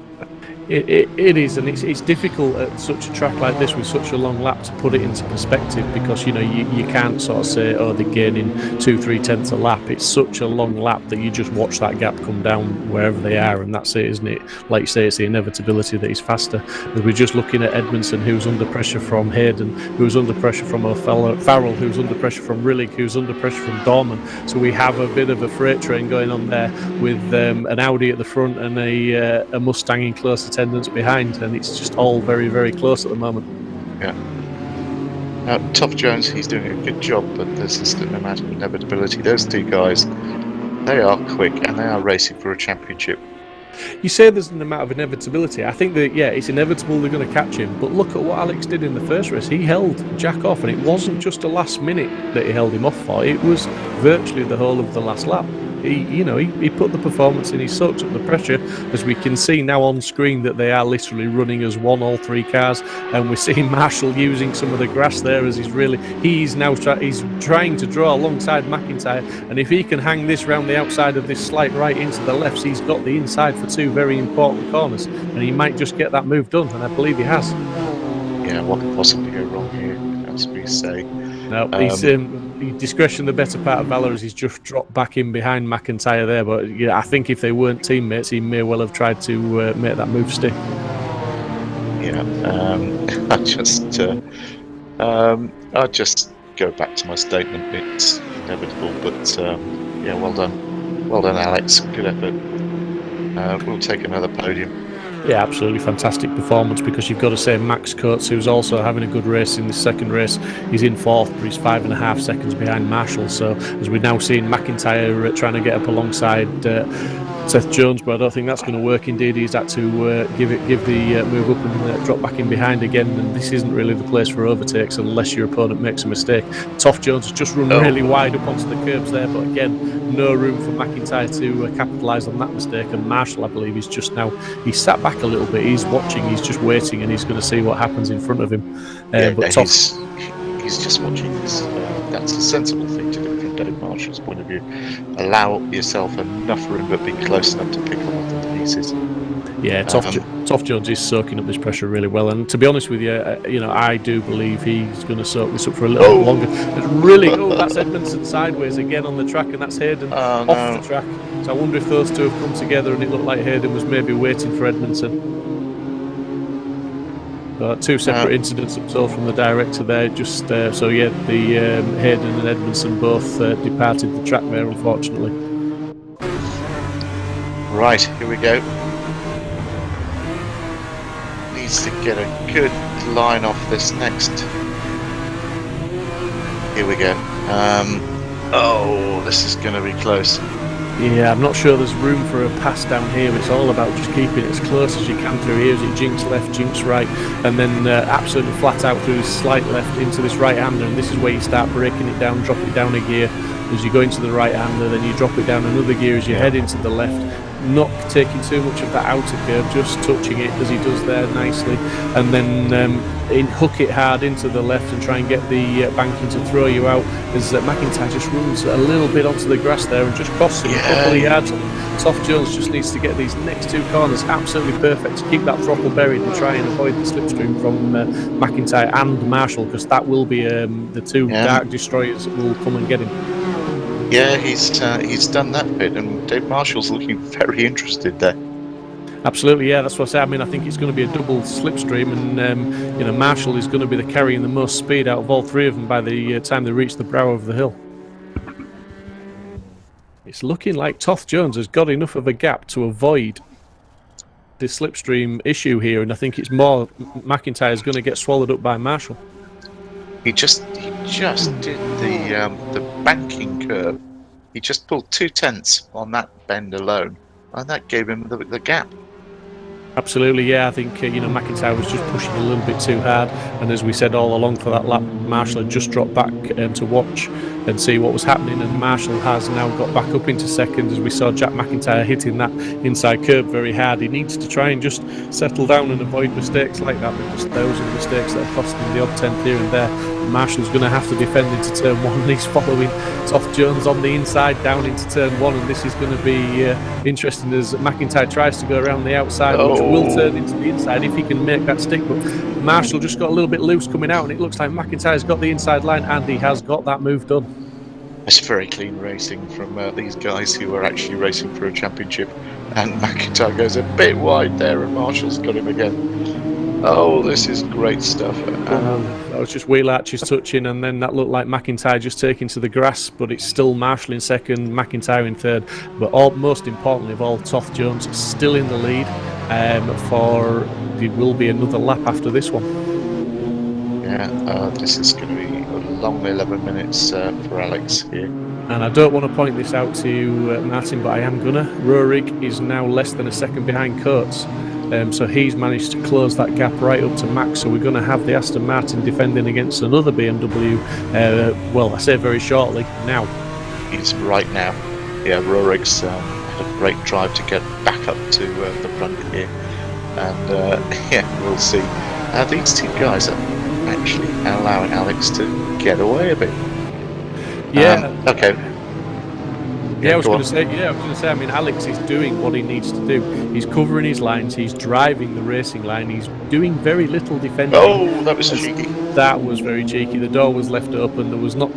They aren't defending against each other too hard, but they are attacking hard. As we see on the bottom screen, Max Coates just made a little bit of a mistake there, swallowed up too much curb, cost himself some time. But Rurik cannot capitalise on that again, and he's just tucked right up behind Max now, and just applying the pressure and waiting for that Aston to make a mistake or give him an opportunity.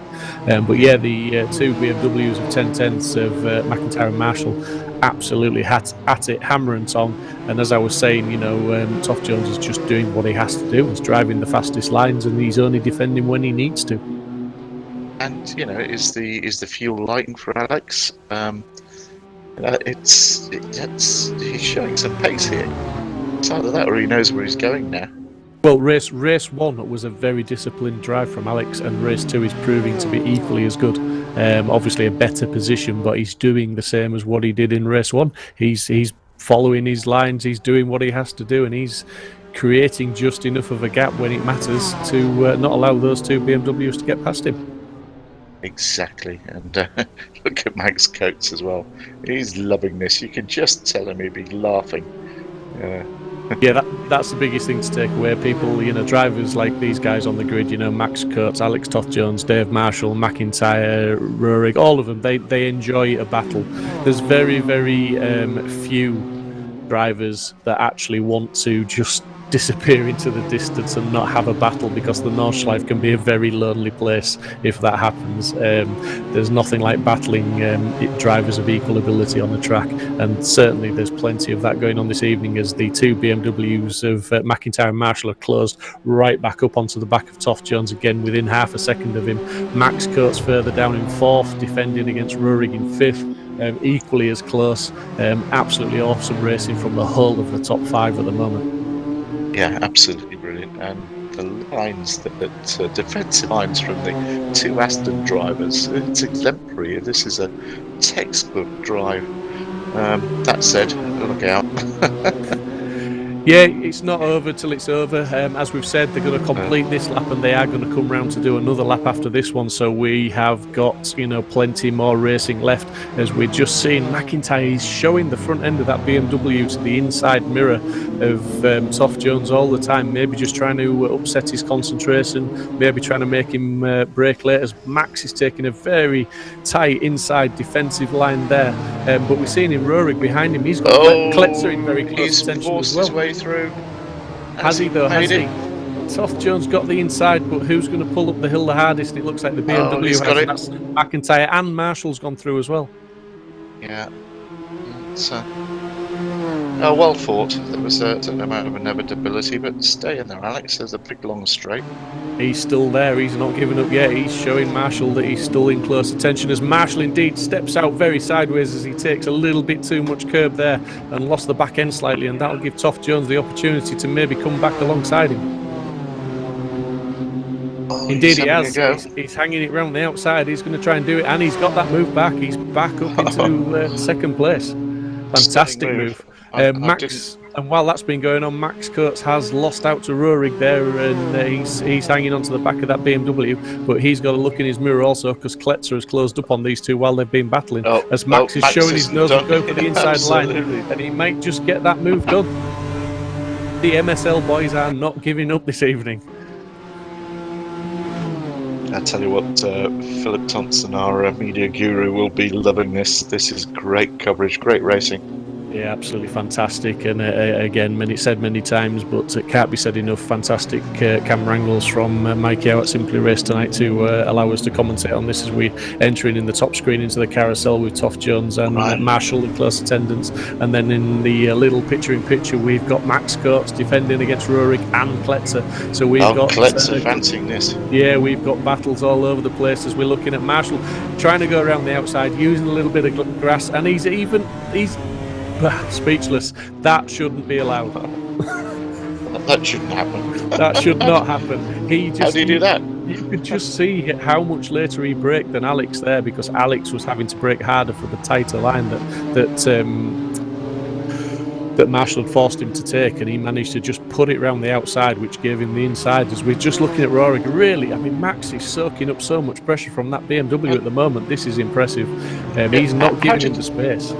How did Max get back in front there? Where's he he come from? He hung it round the outside, believe it or not, on one of the earlier corners, which gave him the inside into the tight right before the carousel, and he got the move done.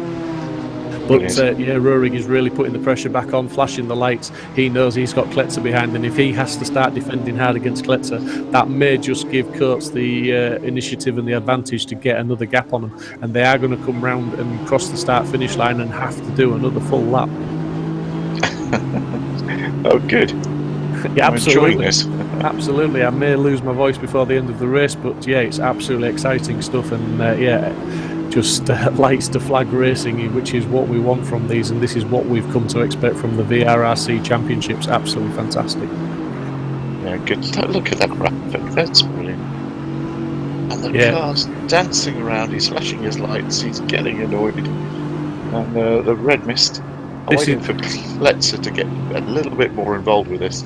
This is the beauty of real racers and top line sim racers, in the respect that you can see from this rear view camera that Roerig potentially has got more pace than Coates in that BMW, but he can't make the move. Max is driving his lines, as we say so often. These drivers are driving their lines. Nordschliefe isn't the widest circuit. The Aston Martin's got flared arches on the back. He's certainly wide enough to try and keep that BMW behind, and he's doing a great job. No matter what Roerig does, he cannot at this moment in time get past Coates, although the slipstream is going to assist him now, and he may get the job done now. The Aston's got a lot of grunt. Look. It's not easy. It's certainly not easy. It's just a BMW. There's lights be popping on the dashboard. Roerig he'll be wondering what he has to do. He'll be wondering how many ponies that Aston Martin has got under the bonnet, because it certainly had the legs on that BMW then. I mean, that was absolutely amazing. The fact that the BM was tucked up so tightly from the start of that straight in the slipstream, and he could not make it work. You can flash all you like. I am not moving over. I think we've seen a lot of those drivers on the M40. Absolutely, mate. Yes, absolutely. Stuck in the fast lane, out of the way. Dave Marshall, 1.8 seconds behind McIntyre. Yeah. Do you know what? I think Dave might just settle for that.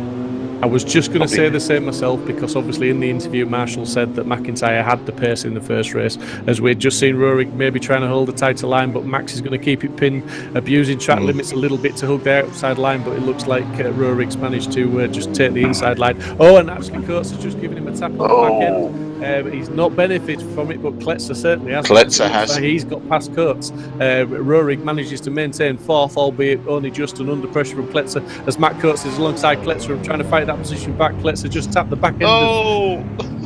Kletzer just tapped the back end of Rurik, and that's given Coates the initiative back, and he's back up into fourth. Kletzer fifth, Rurik sixth. I think Max has just sorted out the two locals. Oh dear. What could possibly go wrong? We'll leave that one for the steward's notebook and let them have a look at that one. But yeah, McIntyre out in the lead on the final lap now. There's only 2 minutes on the clock, but they will obviously have to complete the lap they're on now. Marshall is 2 seconds back, and as you say, Marshall, that's not a bad finish for his championship. He's going to bring it home with a third and a second place this evening. He probably wouldn't have expected that at the start of the evening with 100 kilos of ballast, I don't think. He'll take that. He'll absolutely take that. And take nothing away from Toff Jones' podium, third place so far. If he keeps it going in the right direction for his final lap, another fantastic performance from him. But the biggest improver from this race so far is Max Coates. If he can hang on to that fourth place, he's got Kletzer 2.5 seconds back now after that little incident in the arena area. So he's got to really just try and keep his head down and keep that Aston going. I think that was the James Bond spikes coming out the wheels there. Yeah, absolutely. Using all the tricks that he's got at his disposal. But I mean, looking down the rest of the field now, the guys are split up a little bit. They're Edmondson's up behind Rast by 2.3 seconds, and that's about the closest gap on the track, apart from Marshall and McIntyre. So the guys really, as we see Edmondson taking an alternative line through the chicane, they're just really missing the first turn out and straight lining it.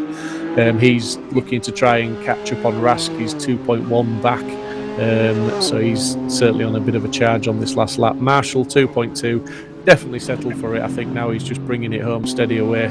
And Toff Jones at 4.7 seconds back in third. Fantastic performance. Yeah, great performance, and bring it home, Dave, and that'll do. Nice day's work, so to speak. Yeah, Mick Sutton on the chat says great racing tonight. Couldn't agree more, Mick. Mark Hicks, well done, Marshall. Now bring the Dark Destroyers home 1-2. So yeah, McIntyre first, Marshall second. That's the 10/10th racing team in the two black BMWs. They couldn't wish for a better result. Obviously, a 1-2 doesn't get any better in the team standings. Oh no! Look at Kletzer. Kletzer's not happy. He's chasing down Max Coates at a rate of knots here. Yeah, he's closed in. He's only 7/10ths back. And just to mention, it looks like we've got a couple of retirements. We've got Hayden in the pits and Larami in the pits as well. Looks like Hayden's only just gone to the pits, but Larami's been in there for a lap. As we're looking at Kletzer on the bottom of your screen there, looking towards Max Coates in the MSL green Aston Martin. Top screen is the two 10/10ths BMWs of McIntyre and Marshall in first and second. But Kletzer, he's had a little bit of an incident. He caught up to Max Coates and Rurik. Coates and Rurik came together, which brought Kletzer right into it. Look at this. Dave Marshall right on the back of McIntyre. McIntyre's had a moment by the sounds of it. Yeah, that gap's come right down, so this race is not over. Marshall may just have the incentive, especially if McIntyre's picked up any damage, because from what I've seen from these guys so far, they've not really had any incidents, so the cars probably were running at 100%. I've seen Marshall just really trying to get on the power there, and he was a little bit sideways out of that corner, which will cost him some time, as we in fact see the relative time just creeping up slightly now. I'll tell you what, you were right. It's the concentration level around here is phenomenally high, and this is tiring. This is an hour of racing plus 25 minutes of qualifying. Yeah, we're seeing Kletzer's trying to go around the outside of Max Coates on the bottom screen now as well. Best of luck with that then. Absolutely, because Max will not give him an inch if he doesn't have to. He will, that position is his at the moment, and again he just cuts across the front of Kletzer and lets him know he's still there. He's not really going to make this easy for him, as you wouldn't expect. No, little love tap, I guess. Yeah, there's not much room for overtaking here at this part of the track. It's so fast and the corners are so slight that you're really relying on the other driver to make a mistake. As we see McIntyre and Marshall go through the carousel now. 7/10. 7/10, Jack still holding on to it. Marshall, I think now will be trying. He won't try and make a move unless Jack makes a mistake. He's going to try and hang on to that slipstream and make that move on the final straight. Yeah, absolutely right. Absolutely right. He's just going, you know what, this is just manna from heaven for me.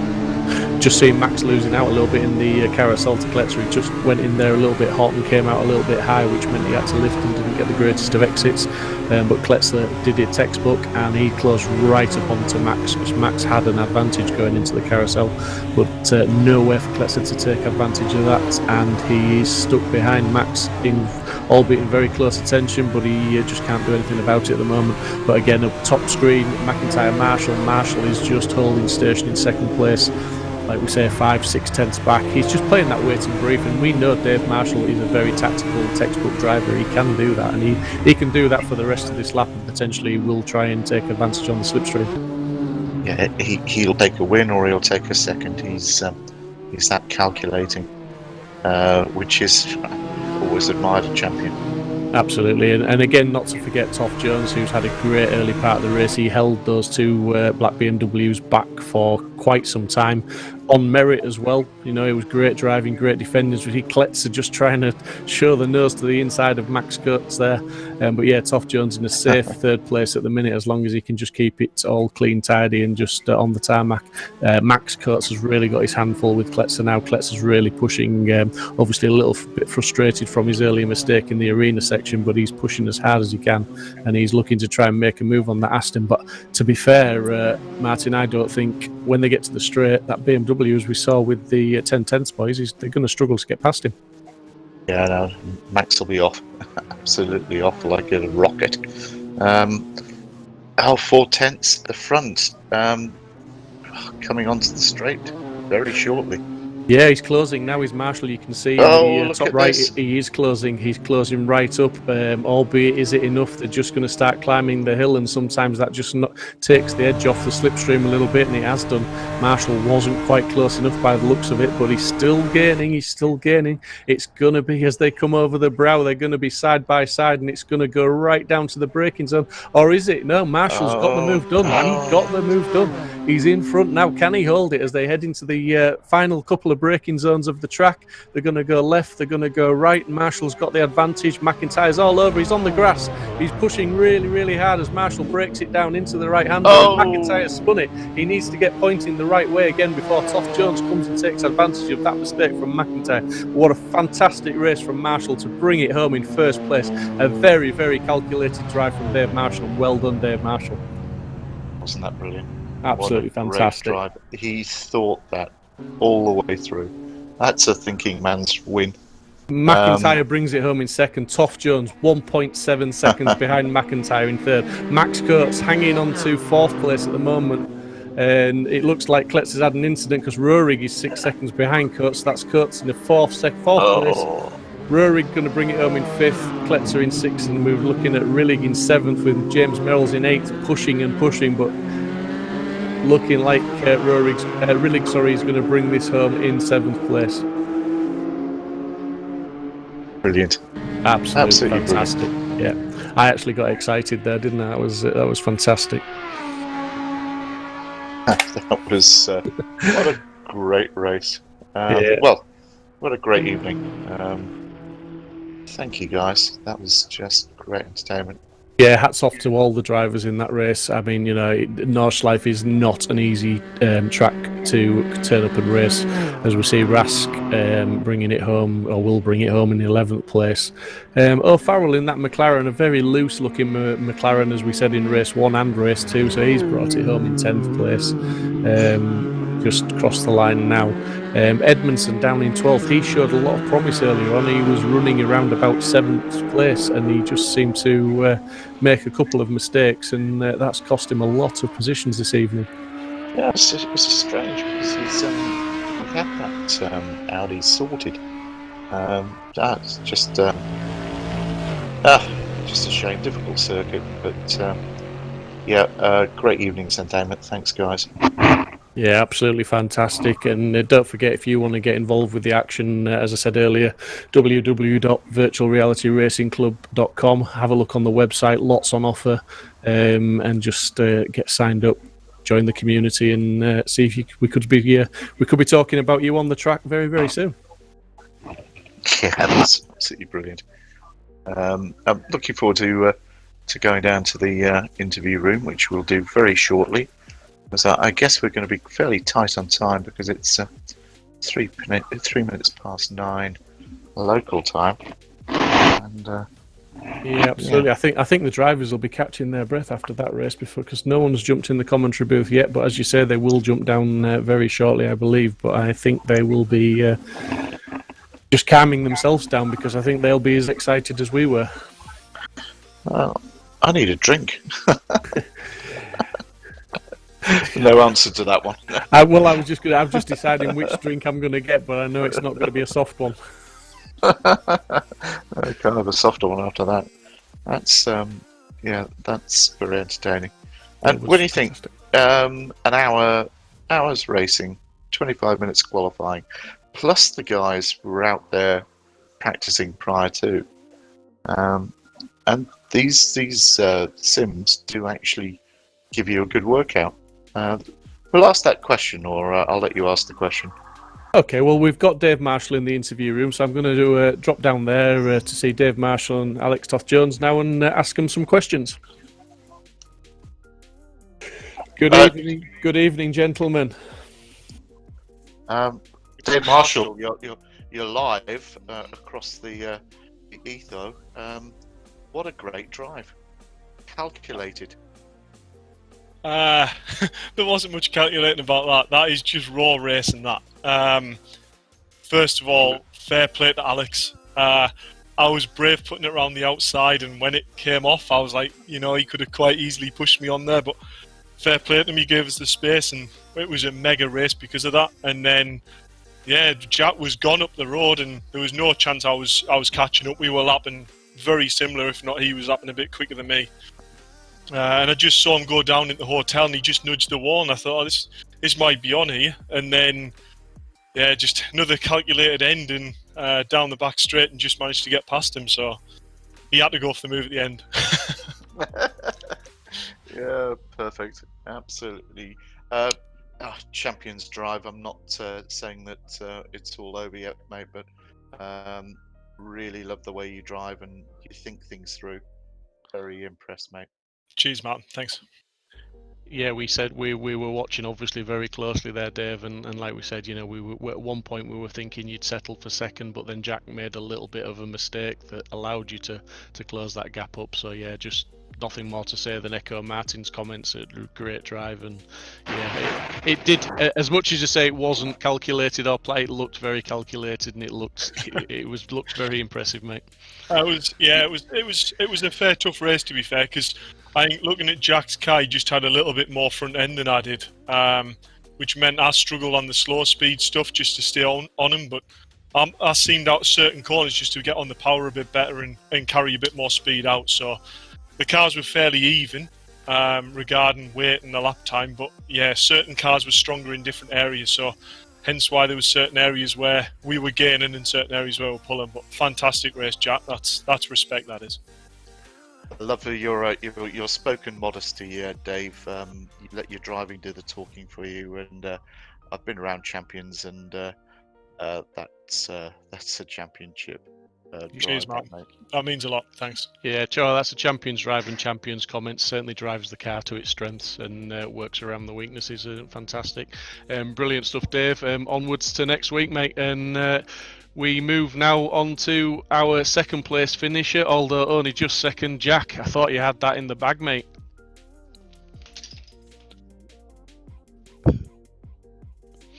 Hello, Jack. I'm not sure Jack can hear us at this moment in time, so we'll move on to Alex Toth-Jones. Successful evening for you, Alex. Some great driving. Yeah, that wasn't easy, that one. I managed to just about get past Max, and hope he backed everybody up a little bit longer. He did a good job of that, and then I knew it wouldn't be long before them two caught me up. They're a bit quick round here. But yeah. Yeah, I know. Martin was commenting a couple of times that it was the inevitability of the BMWs catching you was there. But as we kept saying, to be honest, you proved it in race 1 that you know how to defend, and Nordschleife isn't an easy track to get by. Albeit they did get by, you certainly didn't make it easy for them. It was a great drive. No, I must admit the two moves were pretty mega. I'll take my hat off to that. I had to concede, but I wasn't going to give up easy. Them two. Mega fast and proved it, and yeah, we nearly got Jack at the end when they had a bit of a nightmare in the last corner, but no, from the back of the grid I'll take third again, and yeah, I enjoyed that one. Yeah, Get in there, Alex. 1.7 seconds behind Jack at the finish line, so that was you almost had him. If he'd have just taken that little bit longer to recover from his exit onto the grass, you would have had it. But yeah, great drive. Thank you. Get in there, Alex. That's another good one. Another bloody trophy.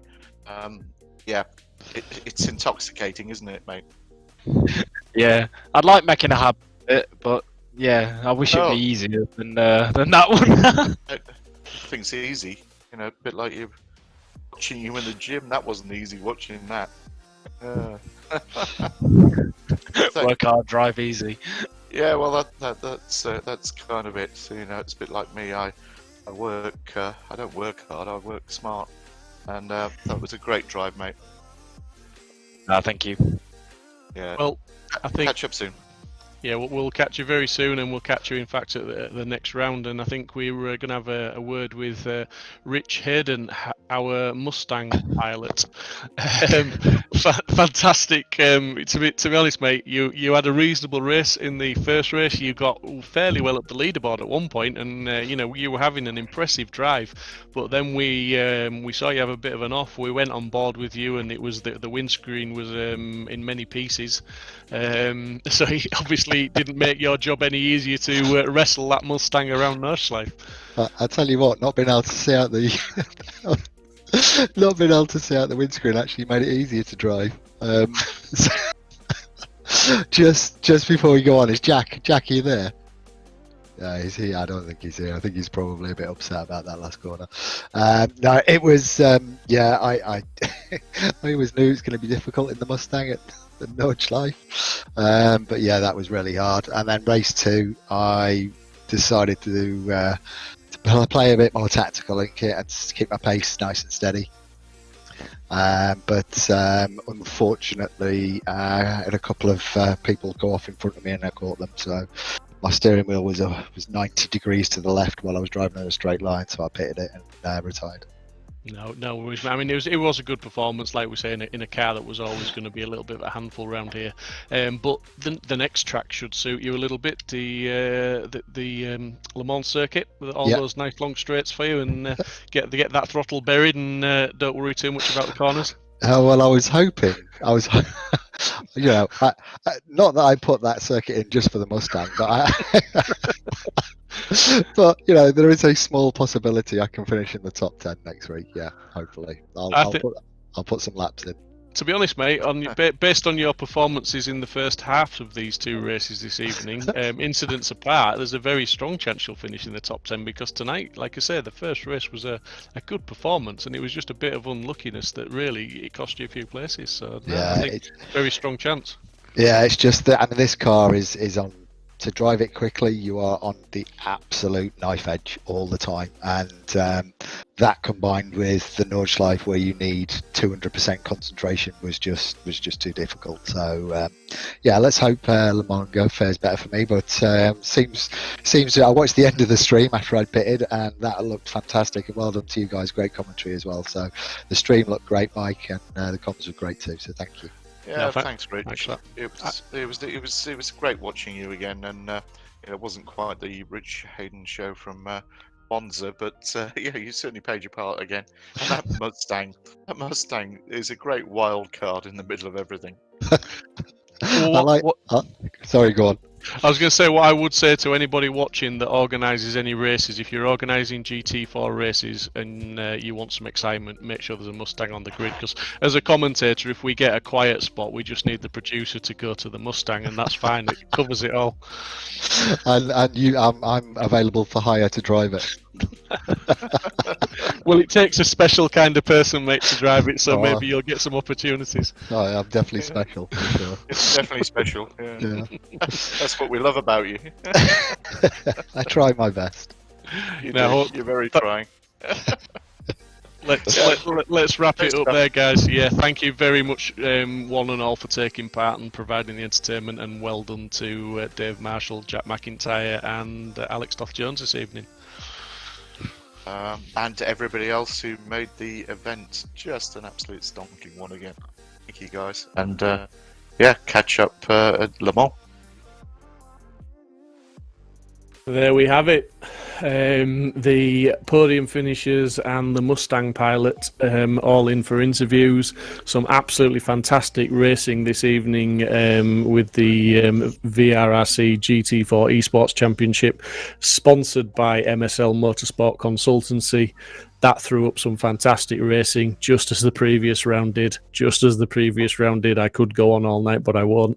Next week, we've got Le Mans, and I'm sure that's going to be just as exciting as it is the final round of the GT4 Esports Championship.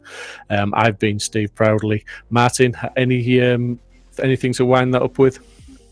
No, just cheers. I'm going to open a bottle of something nice and just reflect. And I've had a great time. Thanks, Steve. Thanks to Michael Yao and all of the team VRRC. Great event. Thank you. Yeah, thanks to everyone for watching, and be sure to tune in next week. I've been Steve Proudly. That was Martin Jones. Thank you very much for watching. Good night.